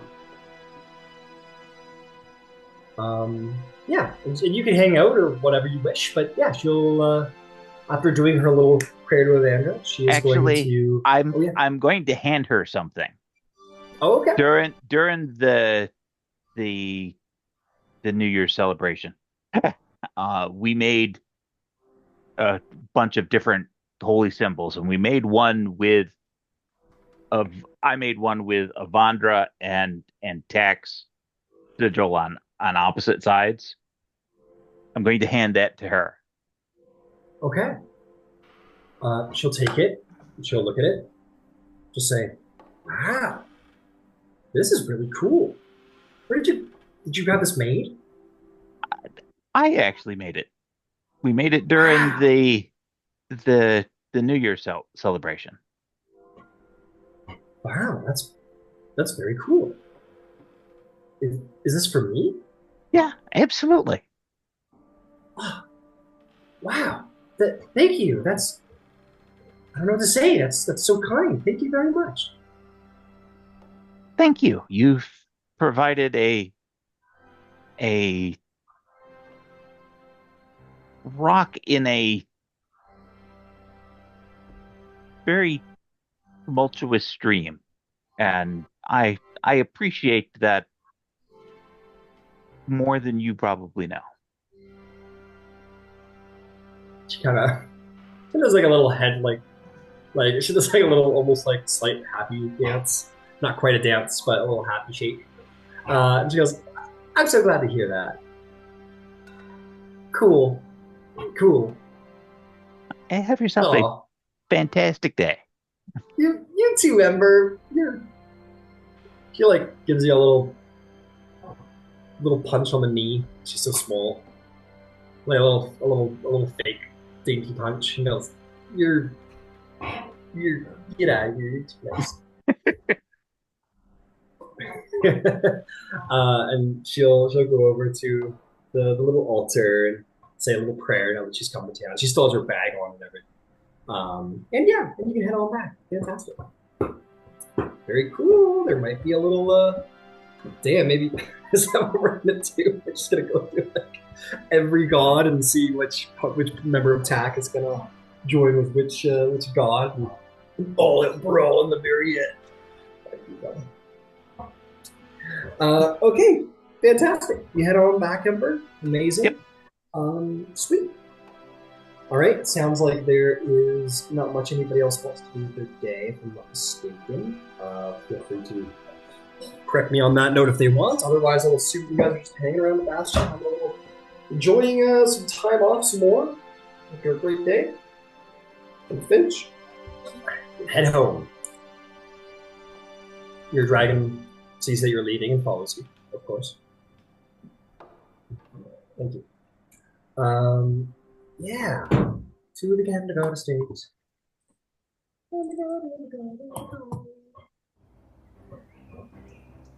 Okay. Oh my buds. Oh, why is there battle music?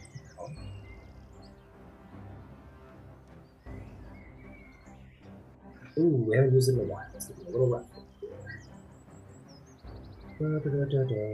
Sure, I'll use this one. Okay. You find your way back to familiar grounds. You easily make your way past the guards onto the estates, as you are well known with. And smell the Amon air. It's not much different from 2 blocks that way. But you are in the higher portion of the city, I think would be fair to say. And yeah, you make your way in. Let's see who is the first you see home.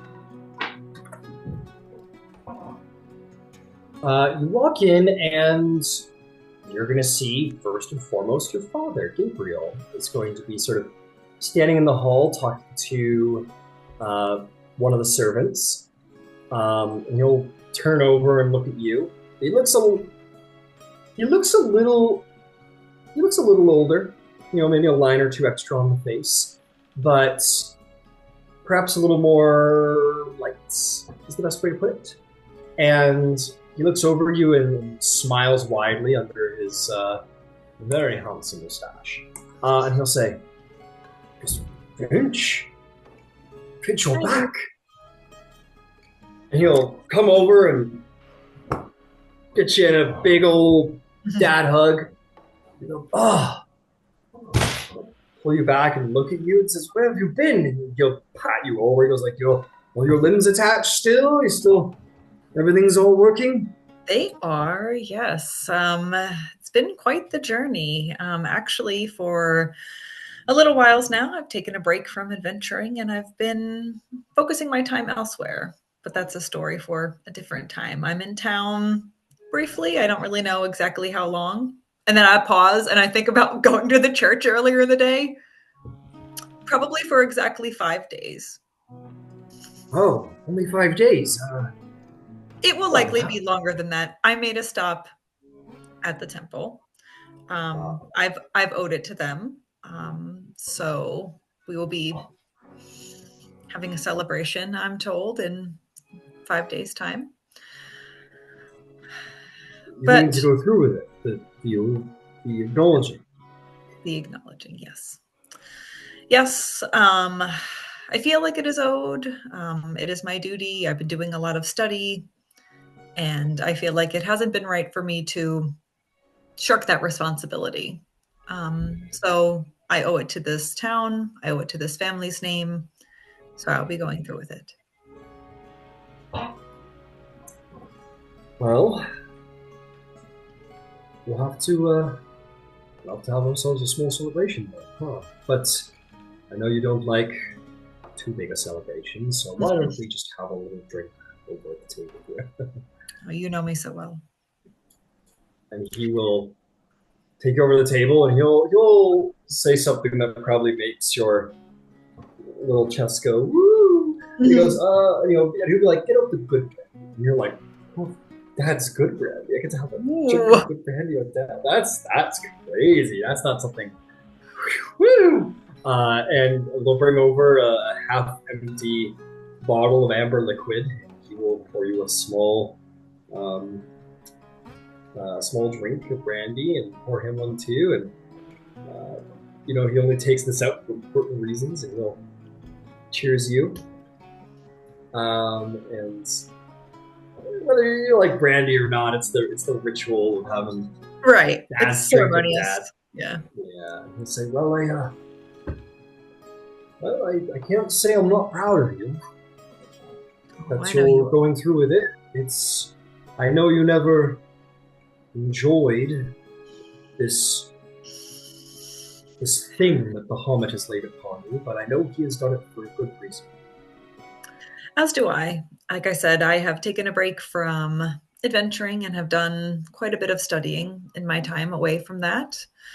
I've had the opportunity to talk to many followers and believers of Bahamut, and I know how important this is to many people. So since I feel like it is owed, it is my time to stop running and to start standing up for what is destined for me. Well, Bahamut encourages us to be brave. So I can relate to how, for some reason, charging a line of orcs is somehow less intimidating than going to court. So I can relate to some degree, Finch. Yes. How is work treating you, the diplomat now? Oh, he kind of leans back and says, work's fine.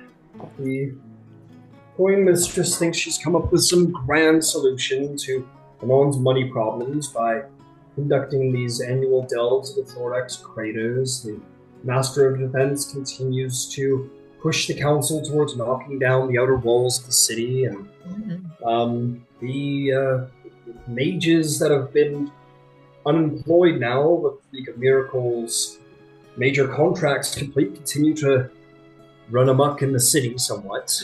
It's Amon is not short of any number of problems.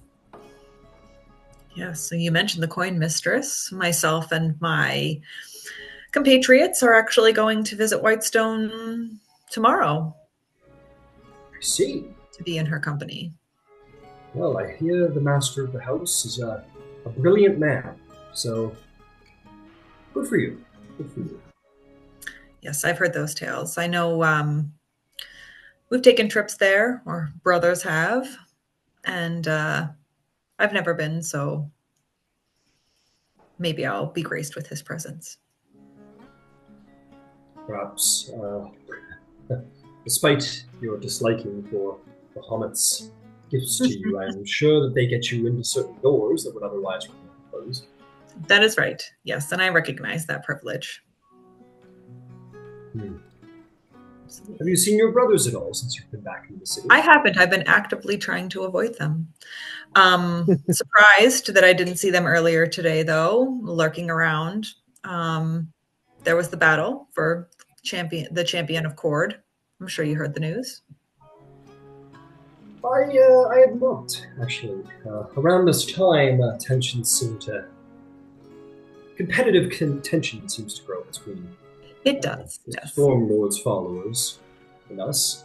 So we begin to start to hear very little from inside of the God's Brawl Arena around this time. Yes, interestingly enough, someone who I consider a close friend of mine, actually, was named Cord's champion. Zarvolg, the Grim. You've met him before. No, yes, I've met him. He's the Hobgoblin, right?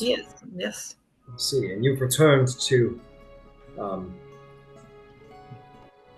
ensure your victory, then, against him? Oh, I knew that was coming, Father.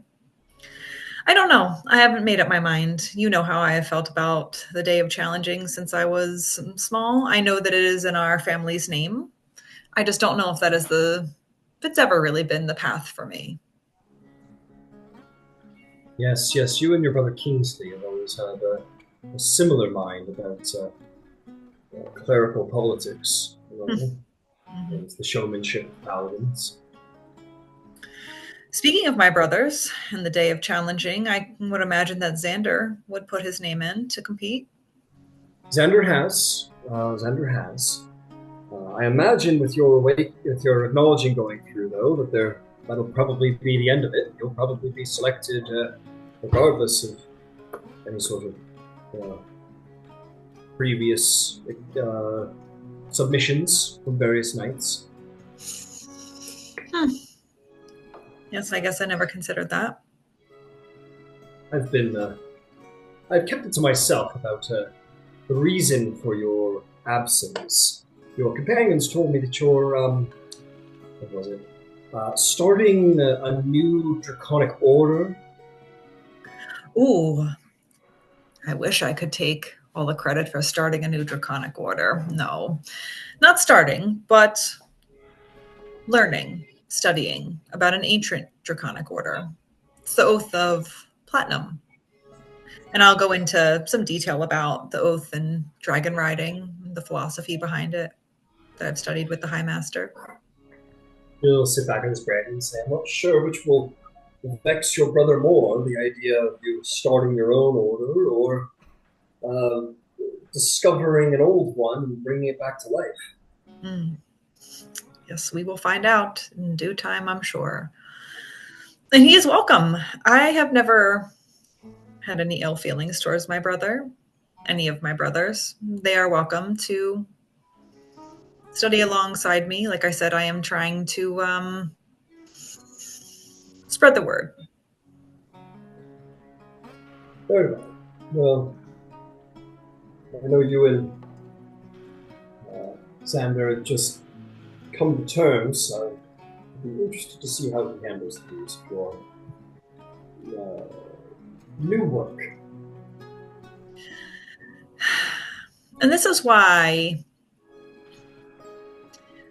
I wish for him to be the Platinum Dragons champion. I feel like I don't know where this rivalry came from because it's very one-sided. I've never competed against him or any of my other brothers. It's always been sibling competition and sibling rivalry, but never true butting heads. And I feel like sometimes that's not reciprocated. And I think it would do him well. Not to say that I would give over anything, but I feel like he's a worthy champion of Bahamut.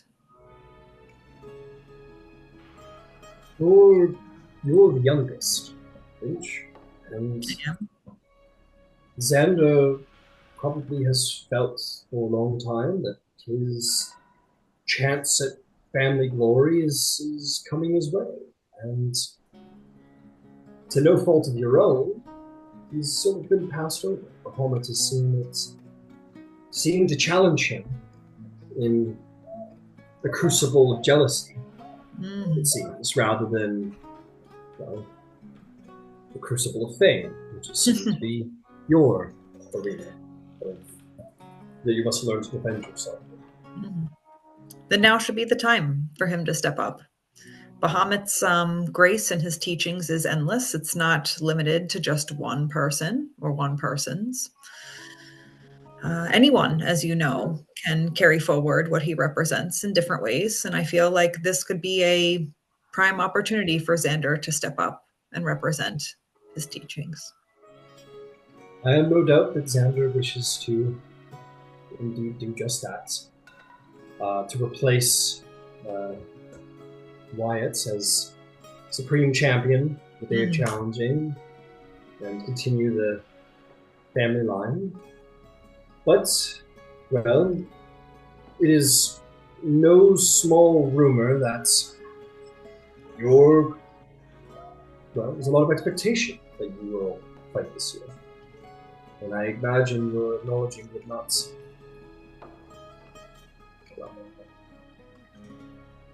We will see how things all play out. Bahamut has a path for each of us, and even if you compete this year, there's no reason Xander can't compete next year and still carry on the fight. It is his decision if he is to be jealous and angry at his siblings or to acknowledge that it is not yet his time. Mm-hmm. You're right. You're right. So enough about this, always talking about the Platinum Dragon, although I could go on all day. How about you? Are you keeping busy otherwise? I was informed maybe of some goings on in your personal life that you might want to share with me. Nothing I'm sure that you haven't already heard from your very close friends. I want to hear it from you. I'm not going to let you off the hook. You're my father. Never. I have been courting Emma Van Zyl. Yeah, I said it. I'm courting her. It feels strange to say. How does that make you feel? It's... He looks in his brain as he scrolls it and says, well, I won't lie to you. On one hand, it's confusing. I loved your mother with my whole heart and expected to grow old with her. And on the other hand, it brings me no small amount of joy to have someone special in my life again. And sometimes that feels very good, and other times it makes me feel terribly guilty. And he'll kind of finish his burn. Oh, your joy should never be poisoned with guilt. You're not doing anything wrong, you know that. And I can see it. I can see it. I can see it in you. There's something about you that's different. To love is to be changed. And I feel like you are. Well, more gray in the hair, perhaps. Well, these are feelings that indeed must be pushed past.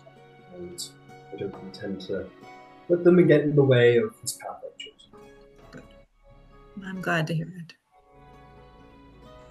I admit I don't know if Bahamut has many teachings to help me understand this path that I'm walking. I wish sometimes that amongst the prime deities there was a god of love who could teach us such things, but it is unfortunate. And I feel like sometimes we always don't have to rely on the gods, right? We can rely on what we have, what's inside us, and in the love of the people around us. Sometimes you have to go with the flow. I know It's very difficult for us, and I'm learning that myself. Running on vibes, as they say. You kids know terms. What is a vibe? I truly don't know either.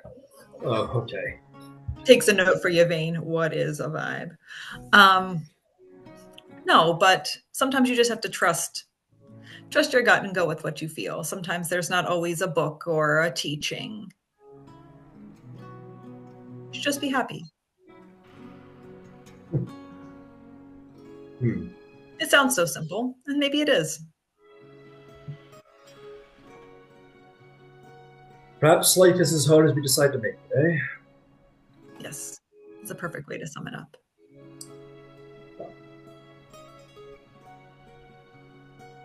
Things will go well. Things will go well. I am not worried, but I say this to you, Finch, so that you might know that, well, we never stop learning or being faced with challenges, even at my ripe old age. I expect the same will be true of you, and you've got more gray in your hair. Yes, I never expected anything different. And I'm happy for you. You have my support. Thank you. And your brothers have largely said the same, and as is their nature, also make happy jabs, but I am strong against such things. And yeah, and you can continue to. Your brothers are all living their lives, off being busy, and you find the house unusually quiet, and just maybe spend some time chatting with your dad, which is not something you've often been allowed pretty much ever, other than the occasional. Honestly, like, there's probably only a handful of times you can recall you've ever just sat with your father alone, spoken with him, and not been interrupted. But it's cool. Yeah, I love it's just it. the bane of the youngest of 6. Yeah. Or 5, excuse me. There's so many. Too many. Too many. All right. Fantastic. So I'll tell you all what. The sun will go down. Pelor will sleep, or shine his light on wild melts, while the Moonweaver takes his guard over the world. And you may all find yourself some rest, some long rest. And tomorrow you're going to go to Whitestone, which is pretty cool. Qiro, you wandered all the way across the continent, only to be sent right back to where you started. Only to go right back to where I started. You know what? I didn't almost die to have to get there this time. That's true. That's very, very true. Who knows what will happen in Whitestone? It's very sweet. I'm going to regret that statement, aren't I? It just noted. All right, yeah, we'll take a little bit of an early break, 15, 20 minutes. We'll be back soon. Cool. Oh, yeah.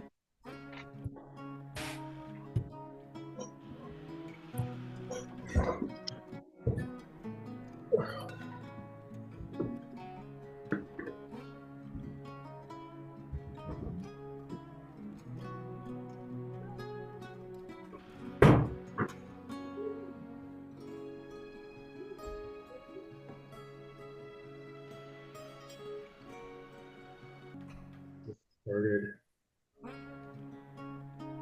It's Qiro and Yvaine here. Okay, she's good. All right, we'll get started. So, welcome. You wake up the next morning. Yeah. Is there any prep you guys would like to do before heading to Whitestone? Doesn't sound like it. For me, First. nope. Nope. We just want to get to Whitestone. Yeah, take us to fucking Whitestone already. Okay, you guys get your shit together. You're pack up your bags. And first thing in the morning, you head right to the Traverse Junction. Incredible. You find your way to this giant pyramid-like thing, whatever it may be. Let's see. Certainly the most magical structure in the city that seems to be built of pure sapphire. That seems expensive. The walls thumbing with arcane energy, and many visitors inside looking at strange markings on the inside, wondering about the mysticism of the arcane. But you all are much better informed. The local mages of the Alabaster Lyceum have been made ready to send you there, or you've already been given the sigil as one of you possessed the spell to cast it by yourselves, and you won't have to pay the Alabaster Lyceum anymore. Yeah, that's the plan. All right. So then scratch that. You don't go to the Traverse Junction. Glint, you probably got up a little early, prepared yourself. I believe this will be your first teleportation circle, if I'm not mistaken. I don't remember if it was Glint or Nyx that cast it when we were doing the dungeon delving. I want to say that was Nyx, so I think you may be correct. Didn't you get us here from Vasselheim? Oh, you're right. I think I did. Honestly, I forget. It felt like it's been ages. All right.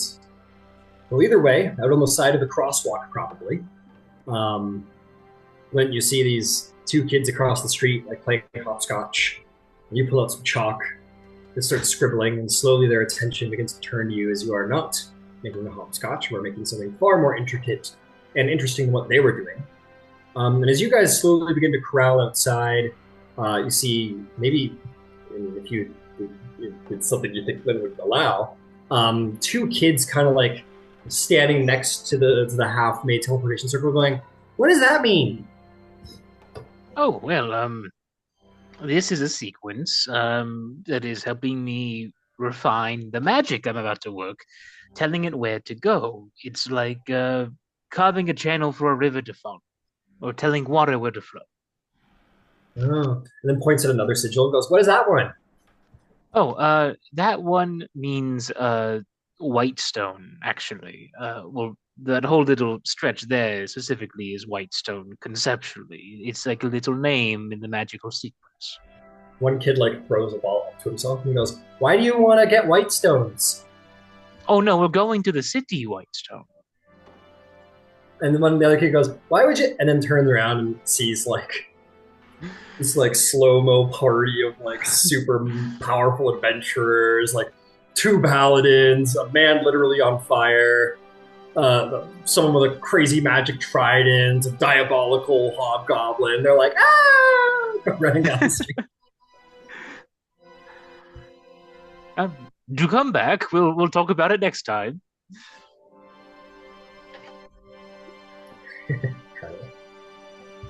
Yeah, and with that, Glint, you know that you just have to like sort of make one final line on one of the many sigils involved in this teleportation circle, and once that last line is made, the portal will open. Well, if you're ready, friends, I can have us there in a flash. Or I suppose a hopscotch and a jump, or something along those lines. Let's do it. Yeah, and Glint will, with a little bit of a flourish, slash down the final mark through the sigil. Fantastic. As you do so, Glint, this beam of light, all of the sigils will all glow brightly, and a great light will shine upward in a spire. At first very intensely, but clearly the light begins to die almost immediately, like dumping a water bottle on the ground. Magic is flowing quickly, but limitedly. Hurry on through. Presumably everyone, the dragon goes through. Nyx comes running out and goes, "Wait, I forgot my..." And then it's too late. And unfortunately, Nyx was left behind. I'm sure Nyx will catch up. That's okay. At which point, Whitestone! Woohoo! The one to get here solo!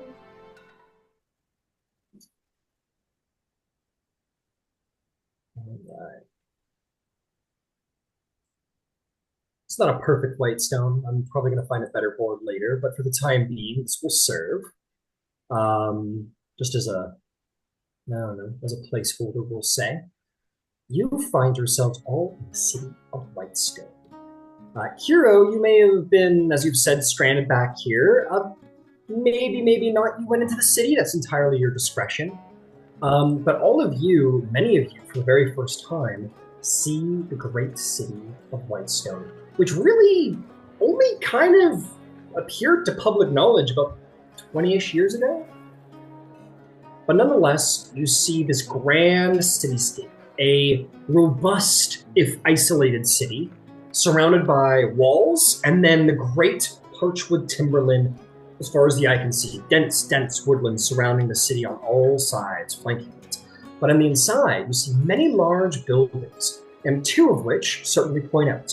One, peeking over the many roofs, standing as the tallest structure, but not the tallest, most made structure, is a massive, grand tree of orange and yellow leaves. Despite the season, a massive grand tree peeks over the height of the roofs. You have but to travel a little deeper into the city to actually maybe see this tree for yourselves. But there are many structures here and there, and even you see way up in the distance this most strange, almost monolithic-like structure that also peaks above the buildings. And way beyond that, you see the massive Gothic castle, which is the castle of Whitestone. Many sights to see. You guys have come to a new place, but an exciting place, one that has filled many legends during the times of Vox Machina's prime. So, as you appear here, if I'm not mistaken, you were told that this teleportation circle would take you to the Temple of the Morning, the Hearth of the Everlight, I believe was what you were told it would take you to, if I'm not mistaken. Yes, I believe so. Excellent. Good. I'm glad I'm not mistaken. So as you look around, you are going to see this humble temple stands as a welcome light and shelter for travelers. Maybe you see a couple here and there that are wowed by the spectral of magical light. Some priests turn around in surprise at the activation of the teleportation circle, see you all enter, and kind of just kindly nod and bow their heads and continue on with their days. They don't seem to be raiders hijacking the teleportation circle. Not that happens very often. But nonetheless, continue about their day, and you find yourselves in a proud Hearth of the Everlight. Let's see. Yeah, it's a nice little bastion, small little temple. Here at the, I believe, eastern, central south of the city. So, my friends, what would you like to do with yourselves here in Whitestone? There's plenty of time before dinner, so you have a full day to do what you want. Well, there's a bakery that I would like to visit very much, and there's a bunch of stuff that Yvaine needs to do. So, should we find a place to stay? Question mark? Sure. I mean, we're only planning on being here for the night. Is that correct? We're planning on I believe so. spending the night? I may need to be here in the morning. I won't know until tonight. All right. Good to know. Well, in that case, you probably want to rent a room or look into whether or not you'll need to be here.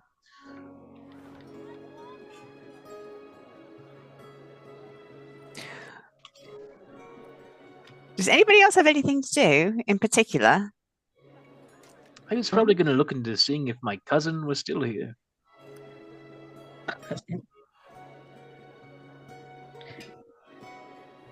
Everyone very apathetically picks at their nails, uninterested in the large city, apparently. Wait, so did the time change at all from Amon to here, or is it around the same time? Make me a survival check. Oh boy. Or a nature check, your choice. Oh gosh. Which one am I better at?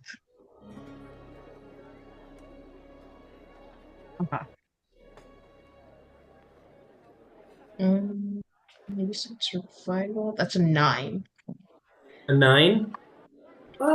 You look up. You see the sun sitting, kind of in the morning-ish place it usually is. You realize you didn't really look at the sun before you left, so it's hard to tell. You're not really sure. I mean, I'm always down to go look at the stalls. The last time I was here, I wasn't real interested in looking at anything. I was more interested in continuing to not die. So it's an important pursuit. I would strongly suggest keep that focus. Always and forever. But no, I'm not in the market for anything in particular, but I mean, it's always nice to see what they've got. All right. Yvaine always has. She started out with 1 scroll at her hip and then 2 and now 3. The 1 scroll that she never opens, she basically just picks up and she's like, all right, well, I'm off. Where is she taking this? Above the table. I never knew where she was supposed to take it. Oh, the scroll. You would be told to check in at a local tavern known as the Tipsy Quorum here in Whitestone. And that's where Yvaine is going. Got it. Did we ever discern who we were supposed to give it to specifically? Then we're going to say the bartender, who is, but all you know is the name is Shauna, who apparently runs the tavern. Okay. And that is what Yvaine is up to. I don't know what anyone else does because she doesn't really communicate what she's doing. She's just like, all right, I'm going to a tavern. Have fun. Fantastic. Let's see. So, Yvaine goes to do that. You guys just like... Oh, yeah, Zarvolg saw a hand. Did you want to say? Yeah, I mean, this place looks fairly woodsy, right? Oh, plenty woodsy. Yeah, let's go for a hunt. Hey, let's go for a hunt. Would caution, the things in those woods, I know the whole dragon killing thing, the things in those woods are a lot different, Qiro says, having spent almost like 2 weeks being in those woods, having seen way too much. Well, I'm gonna try not to venture too far off. Hopefully I'll just find a nice bunny or something. If you do, 3 minutes bones, I suppose. Oh, God. Not a bunny skeleton, too. Look, I don't judge where they're sourced after from. the monkey and owl situation, really? Well, look, I always need bones, and it doesn't really matter where they come from. And a rabbit, if you're going to eat it, you might as well debone it. It matters. It matters where the bones come from, just a little. Well, I think it's best that it's coming from a bunny, rather than, a dog or a person or a... A person? You know what? Doesn't come from people. You have all the fun with your rabbit bones that you like. I'm going to see what useless little trinkets I can find in town, not in the woods, with everything that lives there. Okay. Sorry, where were you heading, Qiro? Oh, I think there's not necessarily like the market square, but just like the shops in Whitestone, because she spent a couple days in Whitestone, but she didn't stick around long. So she's just kind of sightseeing and figuring out where things are. I'll tell you what, as you're heading out, Qiro, and you're going to leave the party, I want to circle around and see what everybody's doing, but just as a quick side note. As you kind of find yourself officially having left the party's company and walking down the streets, you hear out in the woods a distinct and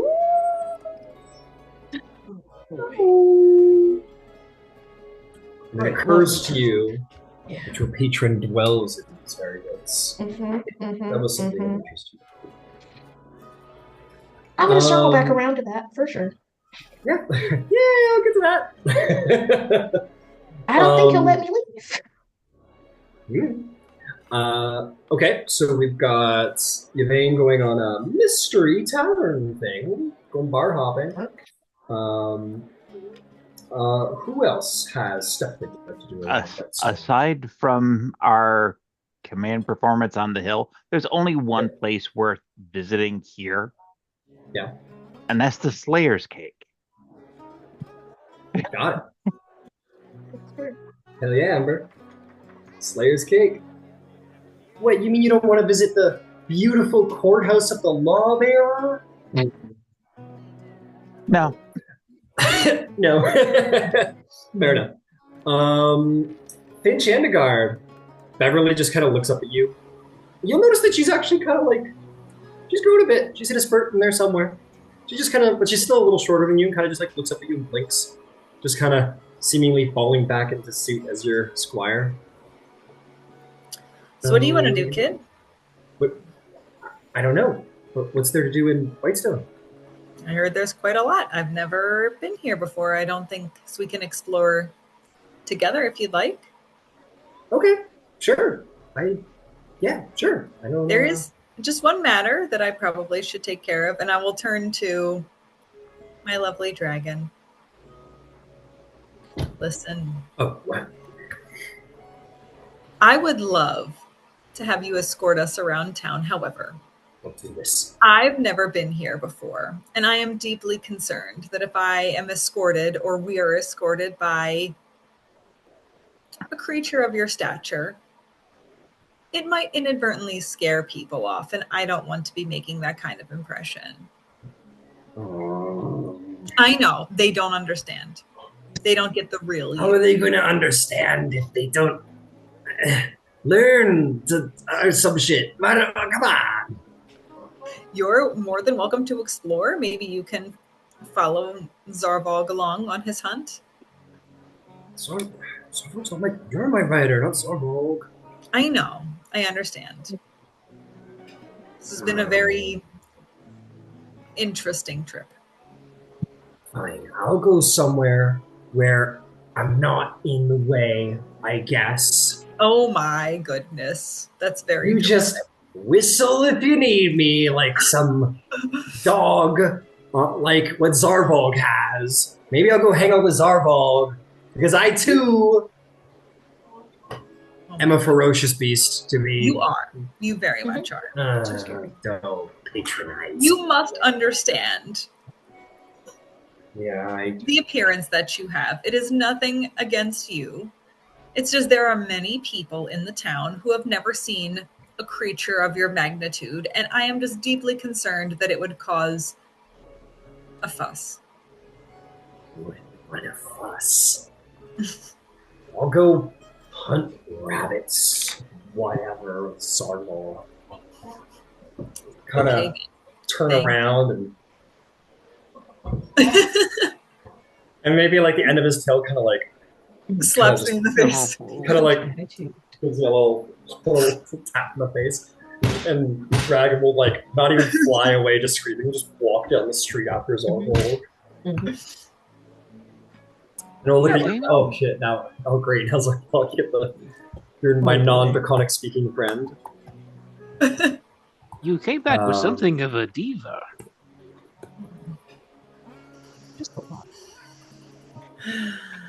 Speaking of which, Clint, what do you want to do? Glint will be asking around to see where one might find artificers in the city. Okay. Interesting. Make me a, let's call it a insider investigation check with this. Happily.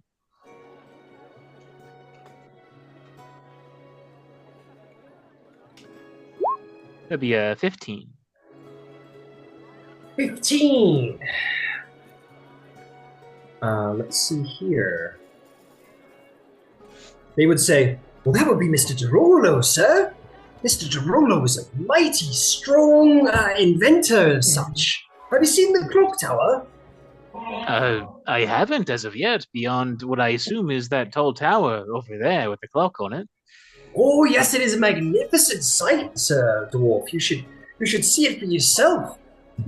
It's very impressive. I'd love to see the interior. A cousin of mine came to this city some time ago, I thought, but I was wondering if one might be able to track them down. I'm sure other people have come here to try and pick up on some of Mr. Rolos' brilliance.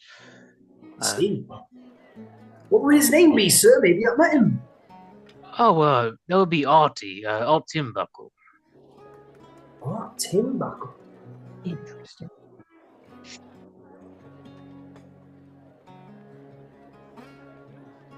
All right. Let's see if I know him. He rolls a dice on the ground for some reason. He goes, I have seen old Artie. Yeah, he works in the quarry. Really? Where is that? Oh, that's up south or up north a bit. I mean, I don't know if he's still out there, but perhaps he's come back into town since. I check at the local tavern. Maybe he's getting a drink. Then again, it is rather early in the morning. Well, sometimes you need a morning drink, I suppose. I'd be happy to look around and then see. Do you know if he has a residence in town, or is he still simply lodging in one of the inns? I think he lives in the miners' quarters, probably. Probably works in maybe just over there mining the Whitestones out of the mountains and such. Oh, well, excellent. Thank you very much. That helps me quite a bit in finding you. Cool. Well. Oh, and Gwent will give them a gold piece. Oh, there we go. Thank you. Oh, wow, gold? Yeah, thank you. And he'll run down the street. As you basically give him $100 bill, and he runs away with it. Don't spend it all in one place. And Gwent the Slayer's cake! Gwent will look over towards any party members that are still in the vicinity, and right, well, I'm going to be out and hunting about for a little bit, in town, not out in the woods. Should we reconvene, say, an hour before dusk, or what's the plan? It would just be Finch and Beverly at this point. Everybody else seems to have gone off in their own ways. Paladins, I trust you to keep the time more than anyone else. That's fine. Beverly says the time didn't exist where I came from, but I'm still getting a handle on it. Well, that's okay. There's a clock tower. Oh yeah, there's a clock tower! Cool. What's a clock tower? Well, it has a clock on it, and it's a tall tower. Yeah, he's just feel kind of silly the two things. Just put them right together, and it's exactly what it says on the tin, really. Oh, okay. I feel kind of silly asking. No, that makes sense. Thanks for the questions. I honestly have no idea how they work. I'm very curious. Oh yeah, I couldn't imagine. Must be magic. Well, I'll head down back in the evening. Let's meet at the giant tree. It's very hard to miss. And see you later. Okay. Bye, Mr. Gwent. Yeah, I'm going to toddle on off. So she looks up at you, Finch. She goes, "Okay. I guess we could start with the tree or the clock tower. Which do you think would be more interesting?" That tree looks pretty cool. Yeah, trees are super. Yeah, let's go. Trees are super. Let's go look at a tree. Cool. Mm-hmm. No, I actually really like trees. Trees are cool. Trees are fine. Where I come from, trees talk a lot. We go talking trees. They don't do it as much here. She just makes polite conversations. You guys walk down the street to go see the tree. I will write down. I can't wait for that Finch interlude between people's what they're doing. It's like, and Glint, you've finished learning the source of the clockwork arcane, and now we go to Finch. Cool tree. And now we go to Qiro, and Qiro, you see the. No, I Okay, I'm just gonna roll dice. I'm gonna see who's doing what's entertaining right now. Not me. It seems, Glenn, the dice favor you today. Excellent. So where are you headed to? You're headed to the clock towers or the... Where are you going? I think given the givens, and that Glenn was directed to the miners district and kind of the inns around there. That would be where he'd be heading, around like the vicinity of the quarry. Okay, we begin to head towards the quarry. Ask around town. You'll hear what the quarry's like. It's quite a ways off, like to the person. Like maybe it's a couple days travel. You're like, oh, that's far away. Okay. Yeah, you look at the mountains off in the distance, and you're like, oh, that's a bit of a journey to get over there. Okay. But there's a miners district in the city that is people that travel up there, or how does that? Yeah, people can point you in the direction of where like a lot of miners take residence in the city. Mm-hmm. You can head over there, knock on some doors. Go ahead. Why don't you make me? You were already sort of directed a little bit, so I'll give you advantage. Make me an advantage investigation or insight again. Let's see if you can just track them down. Sure thing. Happily. That'll be a 28. Pretty good. 28. Yeah. You're like, all right, knock on the first door. The door opens, and you'll see Art Tinbuckle just opens the fucking door. And he goes, Oh, Glyn, it's not you! Aldi, it's been decades, man. How have you been? Decades? What are you doing? And he gives you a hug. He goes, Glyn, look at you. What are you wearing? Get in here. What's all that shit on your face? You get a tattoo? That's cool. Yeah, look, I had a wild set of 20s and 30s. It's okay. I get it. My 50s were insane. Oh yes, it's okay. The 60s are always better, I'm told. Yes, I'm sort of figuring it out. Right. Well, come on in. It's incredible that you caught me. I was actually just about to leave for a couple of days, but it's all Honestly, I'm good. surprised you were maybe the first building. What fortune, serendipity smiles upon me. Truly, if you had knocked on my door like at this precise moment, we would have never caught each other. Yeah. How have you been? How have things been in Whitestone? Well, he scratches the back of his head. It's been okay. I mean, don't get me wrong. Whitestone's a wonderful place, and you get to work up close and personal with the magical Whitestone residuum and everything, and I've learned plenty, but well, there's not as much magic item smithing creation that I thought there was going to be. It seems that a lot of it's just refined and exported to Amon for the most part, or the castle for Lord Rolos' inventions, and he kind of works by himself for the most part. Well, that's a shame.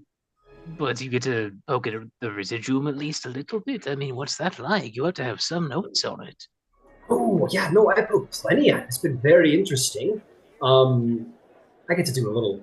I'm not a researcher, per se. The best I could get was a mining position, which is, again, not what I was really hoping for, but it's good coin. They trust us plenty with it, and it's been really interesting to look at. It's very powerful.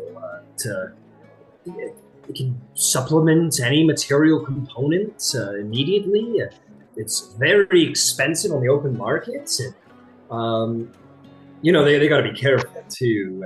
It's be easily overtaken. Oh, there's one process I got to be a part of, which is really interesting. You'll find it interesting. But sometimes Whitestone gets special orders from archmages cross-examining to have sometimes it's an enchanting table, sometimes it's a magic orb or a slate made of pure residual. And they easily go for like 20,000 gold pieces or more sometimes. Oh, they're crazily expensive. But they're capable of exceptional things, and the creation of magical items, let me think. He actually starts going out and getting some notes and like looking through them all, and suddenly like a bazam of inspiration. He says, the slates can be used to expedite the creation of all magic items, and then the one magic table that they made allows anyone to craft a magic item in a quarter of the usual time. So very, very valuable, very expensive, but very valuable. And you said those go for 10, 20,000 gold? Oh, they're I don't know as they're going to make something like that, but very impressive inventions they can make here at the Residuum. I got to see a couple of them, so that was exciting. Well, that's wonderful. Maybe someday I'll have that sort of wealth to pull together to try and get one myself. That's fantastic. And you've gotten to see one up close. That's practically a miracle. Oh, I know. I got to see the whole process from, I mine up the Residuum all the time. It's an easy process. And, there's some very talented people in there who are really good at shaping. They bring in the best glass blowers from all over Tal'Dorei to do this. I know half a glass blower myself. Oh, okay, excellent. Well, I think he's still learning, but maybe. I see. Yeah, no, these guys here, they are really good at their craft. You should see some crafts they make, even just with normal glass. Like, I saw one of them take just like a little orb of glass, and he turned it into like a perfect horse sculpture in 60 seconds flat. Incredible. Well, if you're something of a local now, maybe you could show me around and show me some of these things. Of course, cousin. We're cousins, right? Mm-hmm. Yep. Sorry. Breaking it. Come on, of course, cousin. Of course. Come on. Yeah.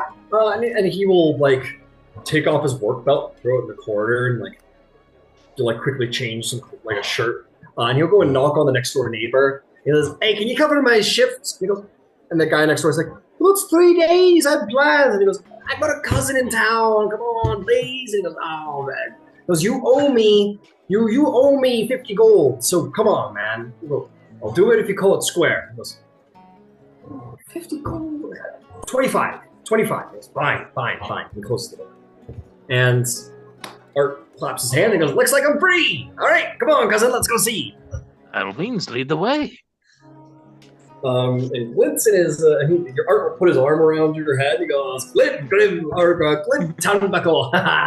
And go walking down the street, excited, brought to life by your being here and all. He'll tell you one little story as he walks down the street, and he goes, "Well, as far as the Residuum goes, you'll be very interested to find out why Whitestone, supposedly, it's like mythology, but why Whitestone has so much Residuum stores. They say that during the Calamity, there was a huge battle between the Dawnfather and some horrible betrayer god, and the battle was destructive and explosive and all of this such, and it caused the creation of the Alabaster Sierras, and the godly arcane force created the valley and all of the Residuum inside of the mountains." So it's Residuum because it's a residual material from those battles, then? Yes, the best way to think of Residuum is that it's a physical residue of pure arcane energy. Fascinating. I'd love to get my hands on some of it to try and work with it, but maybe it's a bit out of my budget at the moment. But a pound of it. A pound of pure Residuum goes for about 500 gold. Just well, I could get a pound of it then. Very valuable for a spellcaster such as yourself. You kind of like wiggles your staff in your hand. That's true. I've been something of a wizard these last few decades. Oh, wizard, proper Thunderbrand, aren't you? Oh, I'm trying to be.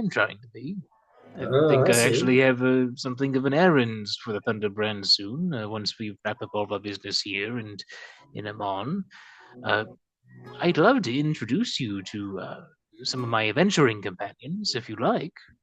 Sure, as long as they're buying the drinks, huh? I'm sure they will. They're very generous. All right. Well, let's take a look around. As he sort of rubs his hands together, you guys will continue the journey. And he'll keep talking to you about Residuum, and he'll tell you that he generally believes the myth, and will explain that, like, when an archmage casts like a big spell, which you would know translating his words, like they cast a 9th level spell, it does create residuum just from like whatever magic, but on like a barely perceivable scale. And for there to be this much in the mountains. It must have been like an amount of arcane energy, just like Boggles almost belief. incomprehensible. Fascinating. Yeah. Okay, cool. Well, we'll circle back to you as you continue to explore around with Art Timbuckle. Let's roll dice and see where the dice want us to go next.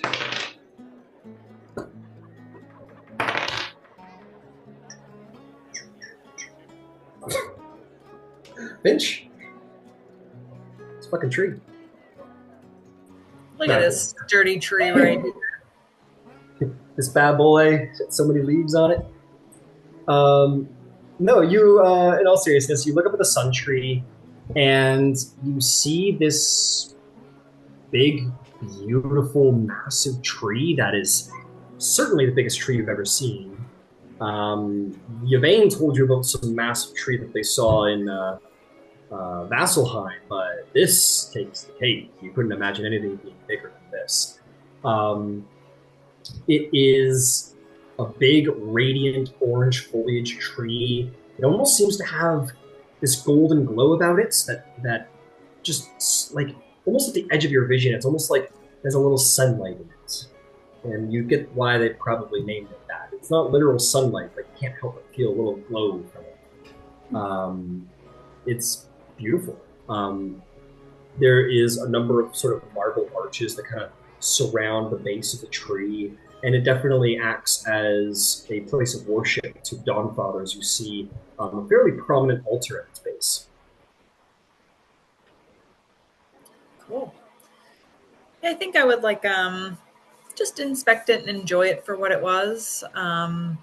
You know, especially acknowledging the fact that it's like a place for individuals to pray. So yeah, I think I would just kind of walk around, enjoy it, maybe touch it a little bit. Just a little. Feels good. Touch it. Feels pretty good. I carve into it. Finch was here. Everyone turns around. Oh. Just kidding. My bad. Just joking. Now you get to practice all your smites. Yeah, right. I got my Yeah, new you practice hammer. your smites on the villagers. This is like when you accidentally chop a chicken in Skyrim and everybody flips out. All right, you look at that big old sun tree and it's beautiful. You touch it a little bit. Look at the altar. It's big. It's beautiful. I'll say that you would see like at the base of the altar, there is something wrote in Celestial on like a plaque at the base of the Dawnfather's altar statue. If you wanted to read it. Yes, I would like to read it. It's very, and then thou shalt and all of that. Mhm. But at the end of the day, the story at the base of the sun tree says, and so the chain oblivion nearly consumed the knowing mistress during the time of the calamity. A furious and vengeful Dawnfather descended and pursued the fleeing oblivion across the mountaintops and over the seas, to the peak of Gatshadow, where the mad god was eventually defeated and imprisoned once again. The land wept with pain as the two wrathful gods laid waste to all of Tal'Dorei. And in the Dawnfather's glorious victory, he returned to Whitestone and placed there a single seed in the ground where the knowing mentor was nearly destroyed. For the god wept, and from the seed grew a symbol of protection, a tree of radiant orange foliage and golden glow that surrounded it in bloom.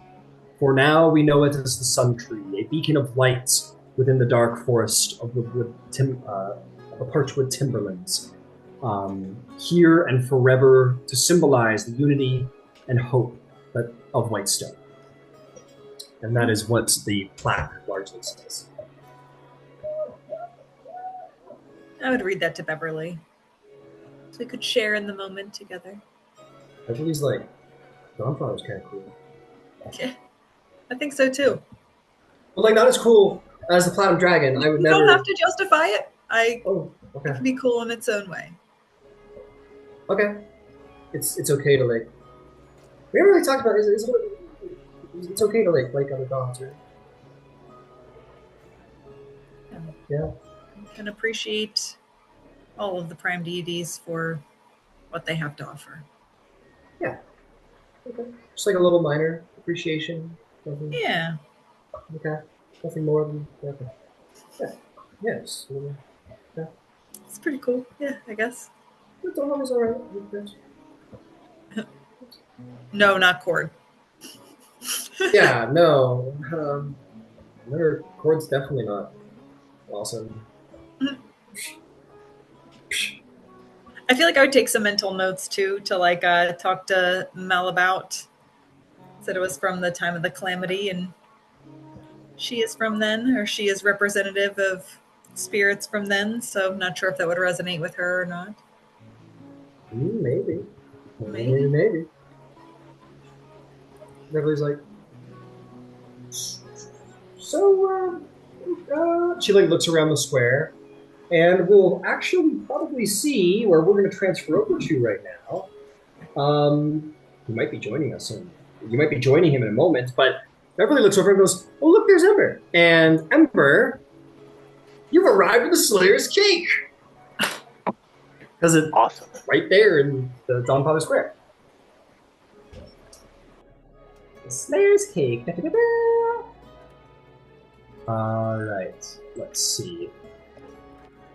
Let's see if we got a cool description. Yeah, I'm sure we do. You see this big, beautiful building with. It's pretty cool. It's got like stone arches, very reminiscent of Whitestone, but the top facade of the building has been painted an aqua blue, and it says on a big blue sign out front, Slayer's Cake. And on a hanging sign, you see a cupcake with like a sword stabbed to the top of the cupcake. There is a window, and it has a number of baked goods in the window, like Cinnabons and what looks to be like some kind of like bear paw shaped pastry of some kind. The smell is wonderful as it whisks out.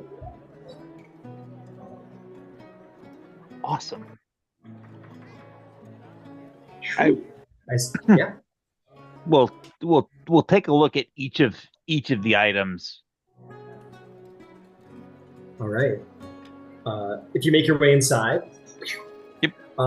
Yep. It is what you would expect on the interior. It is a common. It's a very nice bakery, but would be common to modern day. But back then, like it's cool. Like there's glass panels. It's very well put together. It's very nice and pretty impressed. You look around at all the different things, and it has all kinds of things. There's sun treats. There's something called Trinkets Bear Claws, which was the little bear claw shaped pastries. Angel food cake. There's one called Keyless Almond Bark, which looks like this like amber. It's almost like a transparent, like almost like maple looking like flat bark, which is kind of cool. One says Terrian's Blondies, which is like I think Blondie is an actual treat in the real world. Blondie treat. Okay, yeah. You see these little like almost like Rice Krispie squares. Well, they're more like fudge squares, kind of like maple fudge squares, probably. You see cream puffs. Something called oh my god. Here we go. I'm gonna try it. Porterolos? Federals. Federals! Haha, someone knows. You see there's a big, beautiful, delicious apple pie, and these shortbread cookies called shorties.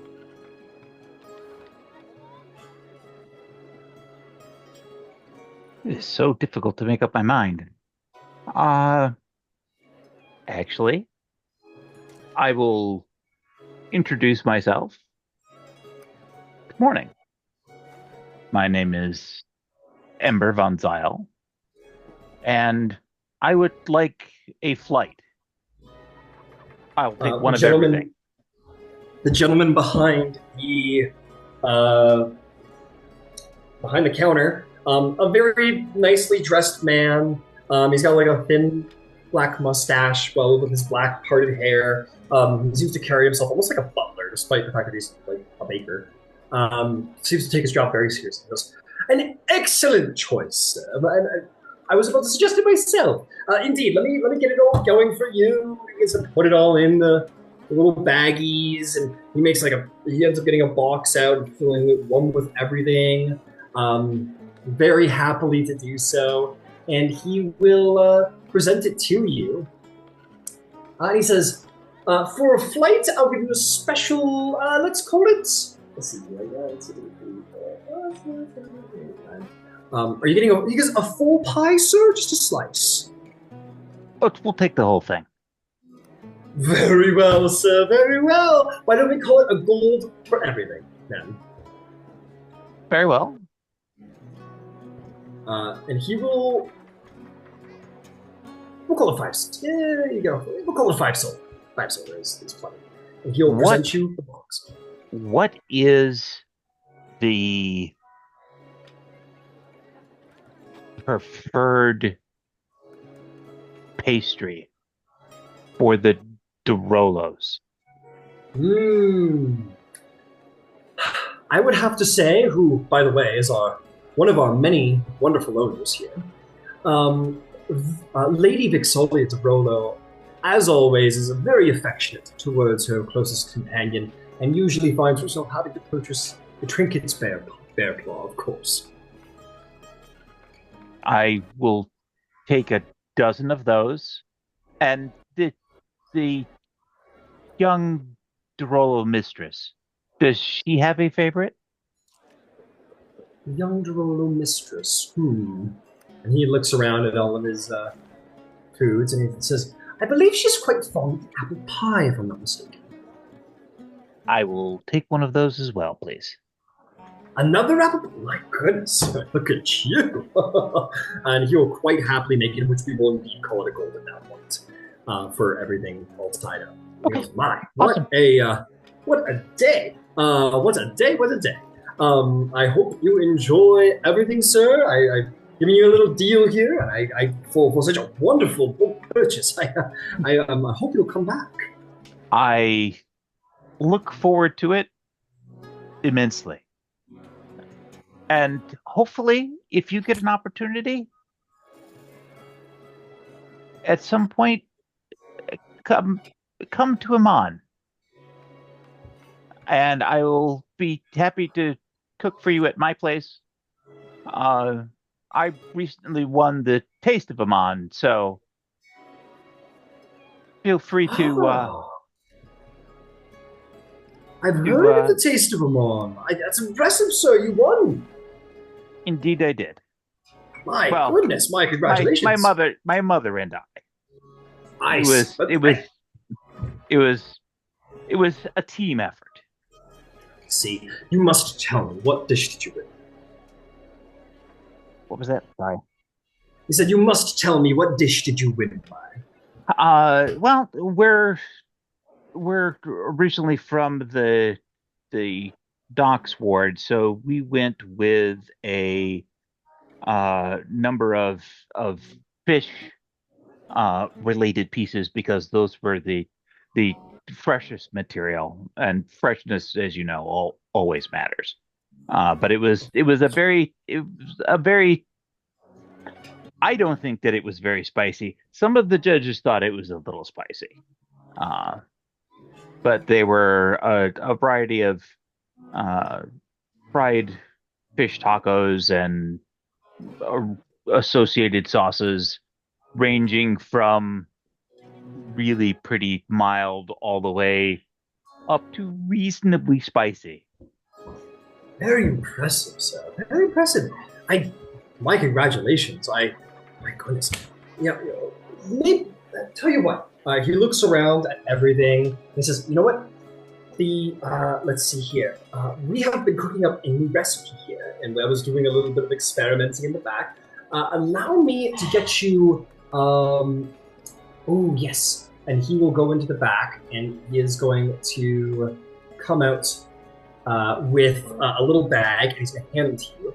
And he says, one of our owners has been working on a new recipe. These are called the Everlight Aberlite as air scones. Have some on me as a congratulations for your victory.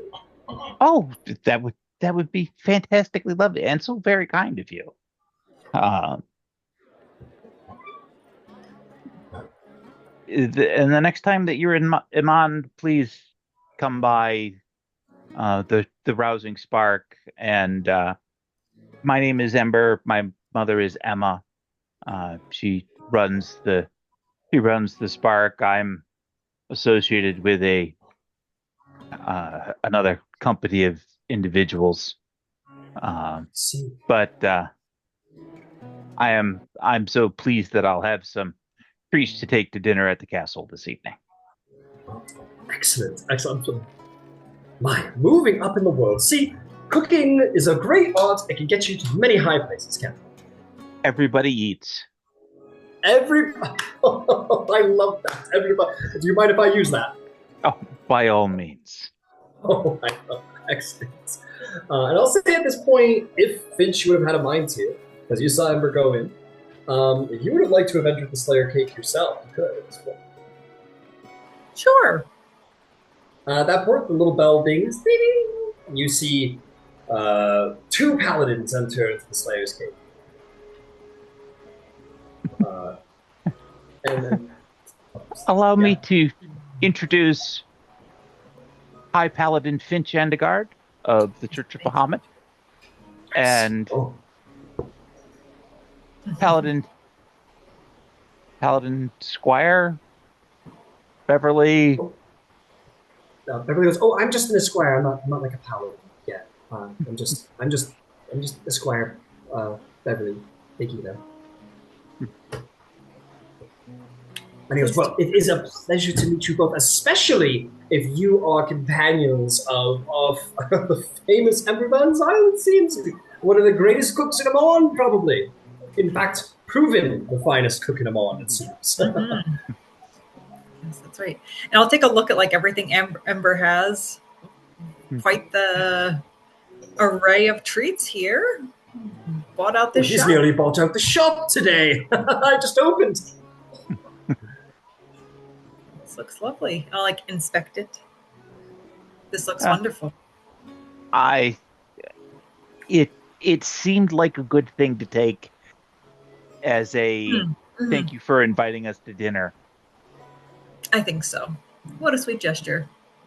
No pun intended. Quite literally. Did you have a good communion with the tree? Yes. We took some time to look at the tree. Now we're here. Taking in the sights of Whitestone. Here. Scones. Do you know someplace where I can get some tea? I goes, "Oh, tea. Good question, sir." He says, "Oh, we serve tea here. We serve tea here. Of course, everybody knew. It's a bakery. And he'll pour you guys some tea if you want, and he'll charge you coppers for it. It's flavored water, and he'll set you guys up with some tea, and he'll invite you to sit at one of the tables, either outside in like a little sitting area outside, or in the shop." It's a beautiful day. I will dine al fresco. Hell yeah, you dine al fresco, and you have the big glorious sun tree to look at. Come look at the tree. Look at the fucking tree. Look how beautiful it is. A god tree too, and all that. Sweet. So you guys kind of chill outside, get your stuff. In which we will flip around to see what other people are up to.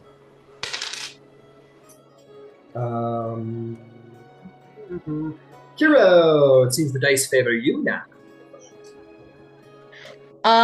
So she's gonna kind of wander around for a little bit. Can she ask around and see if there's like a butcher shop or anything nearby? We only serve baked goods in Whitestone. Yeah, there's absolutely That's fair. a thriving. There's a number of them. In fact, they tell you that there's like, go to the market district, and there's like a number. There's like it's almost like a, it's almost, how to describe it? It's almost like an alley a little bit, but like it's not like sketchy by any measure. Where a number of shops open onto it, and they're all butchers. And it seems that there's like a thriving, perhaps because of the excessive woodlands, there seems to be a thriving meat market going in this back alley.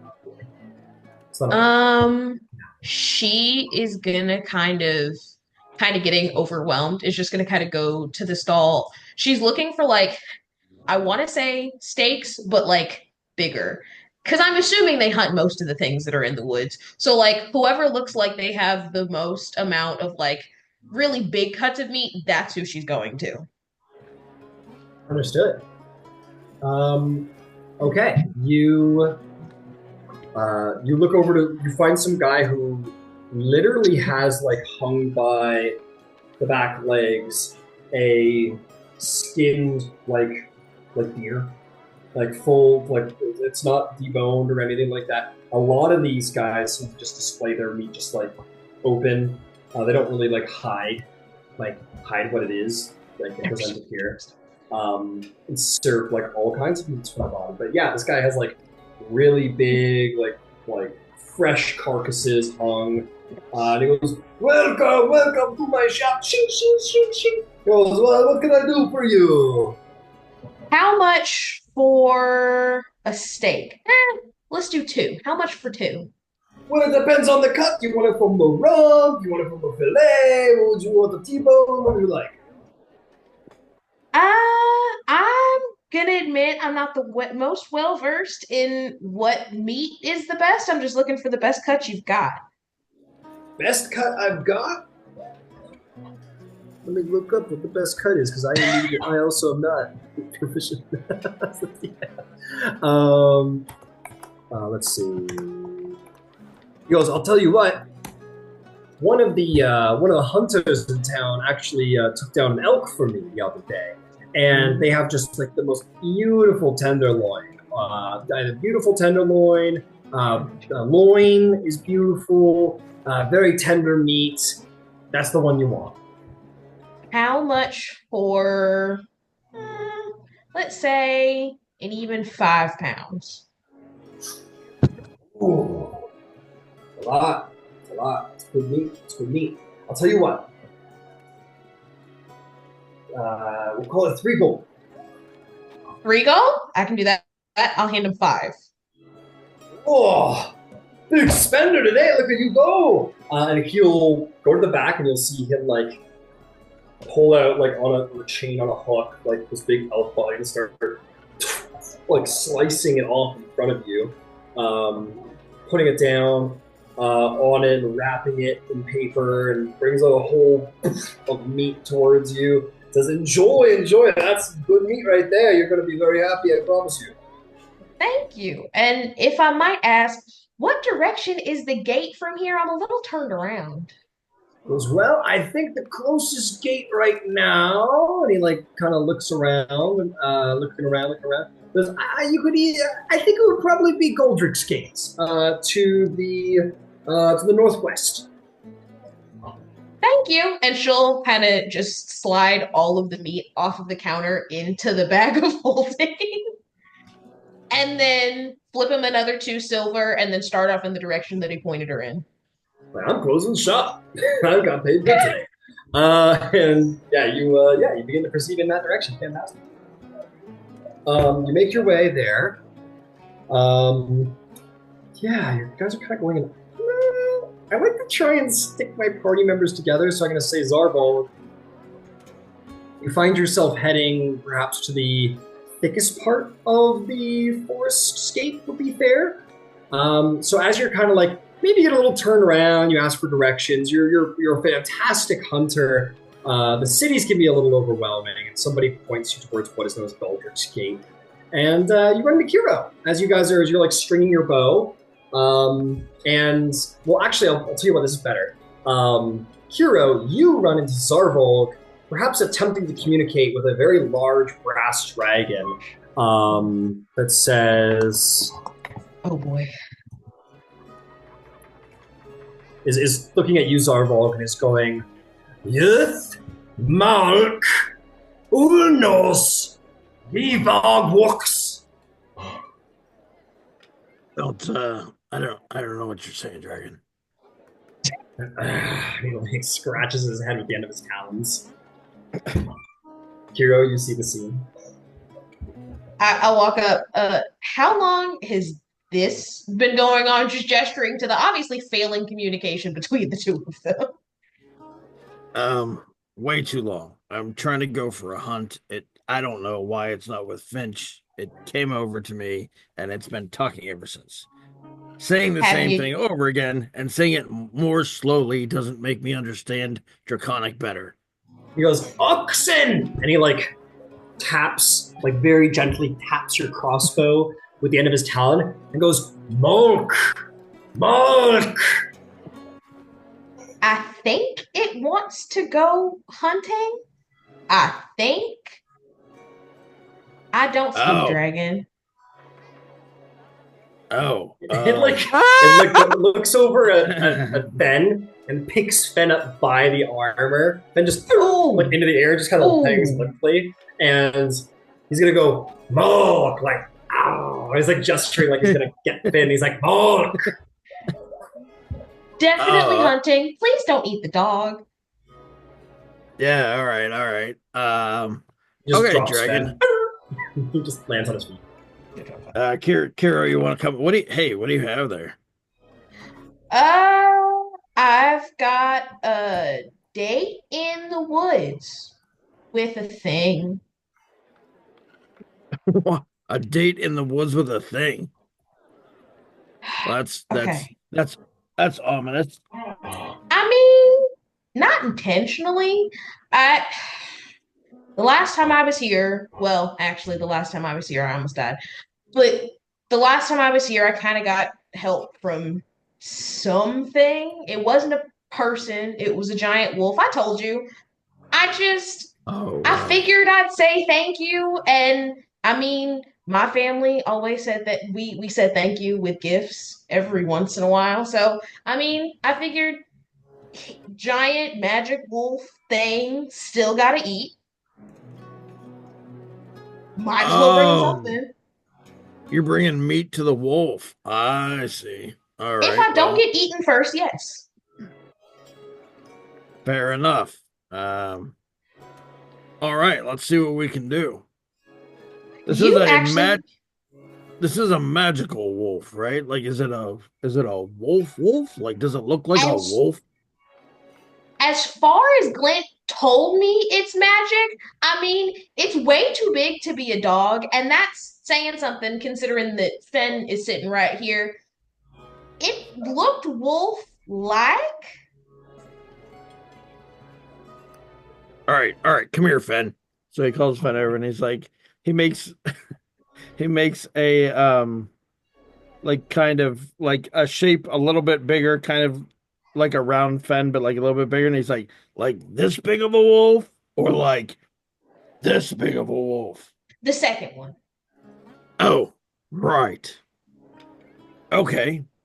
That, assuming that it is natural in any way and that it's about the place, shouldn't be too hard to track down.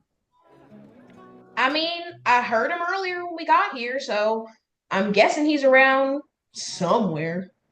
I figured I'd just walk through the woods and he'd find me before something else did, hopefully. Oh, really? You heard it earlier? In town? No, you didn't hear that when we got to town. You didn't hear the ominous howling I'm the only one that heard that. That's a good question, Ryan. Did I hear it? Or is Qiro the only one? Yeah, Qiro. No, normally I pick up on things like that, and I did not hear it. No. All right, I'm starting to think Lint might be right. I'm starting to think that it might be magic, which means that I should definitely probably maybe go see it. Oh boy. All right, well, I'll tell you what. I'm going into the woods anyway. I'm going to try to find something to hunt. If any sign of your giant wolf, shows up, I will let you know one way or another, and we can, if it makes itself available, we will try to track it down. You mind me tagging along? Not No, that I don't absolutely. think wonderful. Not that I don't think you're not capable, because you kind of knocked me flat on my ass the first time we met. But unless I'm wrong, you haven't gone into these woods before, have you? No, never been here.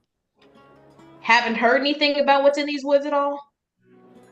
No, the last time I heard something about woods and wilderness was outside of Vasselheim, but that turned out not to be so terrible. And I went hunting with some elves outside of Lyrangorn, and that was actually pretty pleasant. So I like having the opportunity to hunt in some different regions.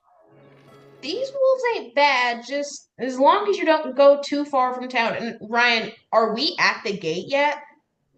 I assume you're standing at the gate right Okay. now. I think they're the Pale Guards, because Qiro would know because she saw them when she was coming in. Are the Pale Guards like standing at the gate? Yeah, looking at the dragon, like looking at each other, like, are we supposed to like attack it right now? Oh, Like, that's right. By the way, I don't. You're right that I don't know what's in these woods, but I do know that apparently we're taking a giant dragon. Lovely. Well, I was gonna say those guards over there, and she'll kind of gesture to the Pale Guards at the gate.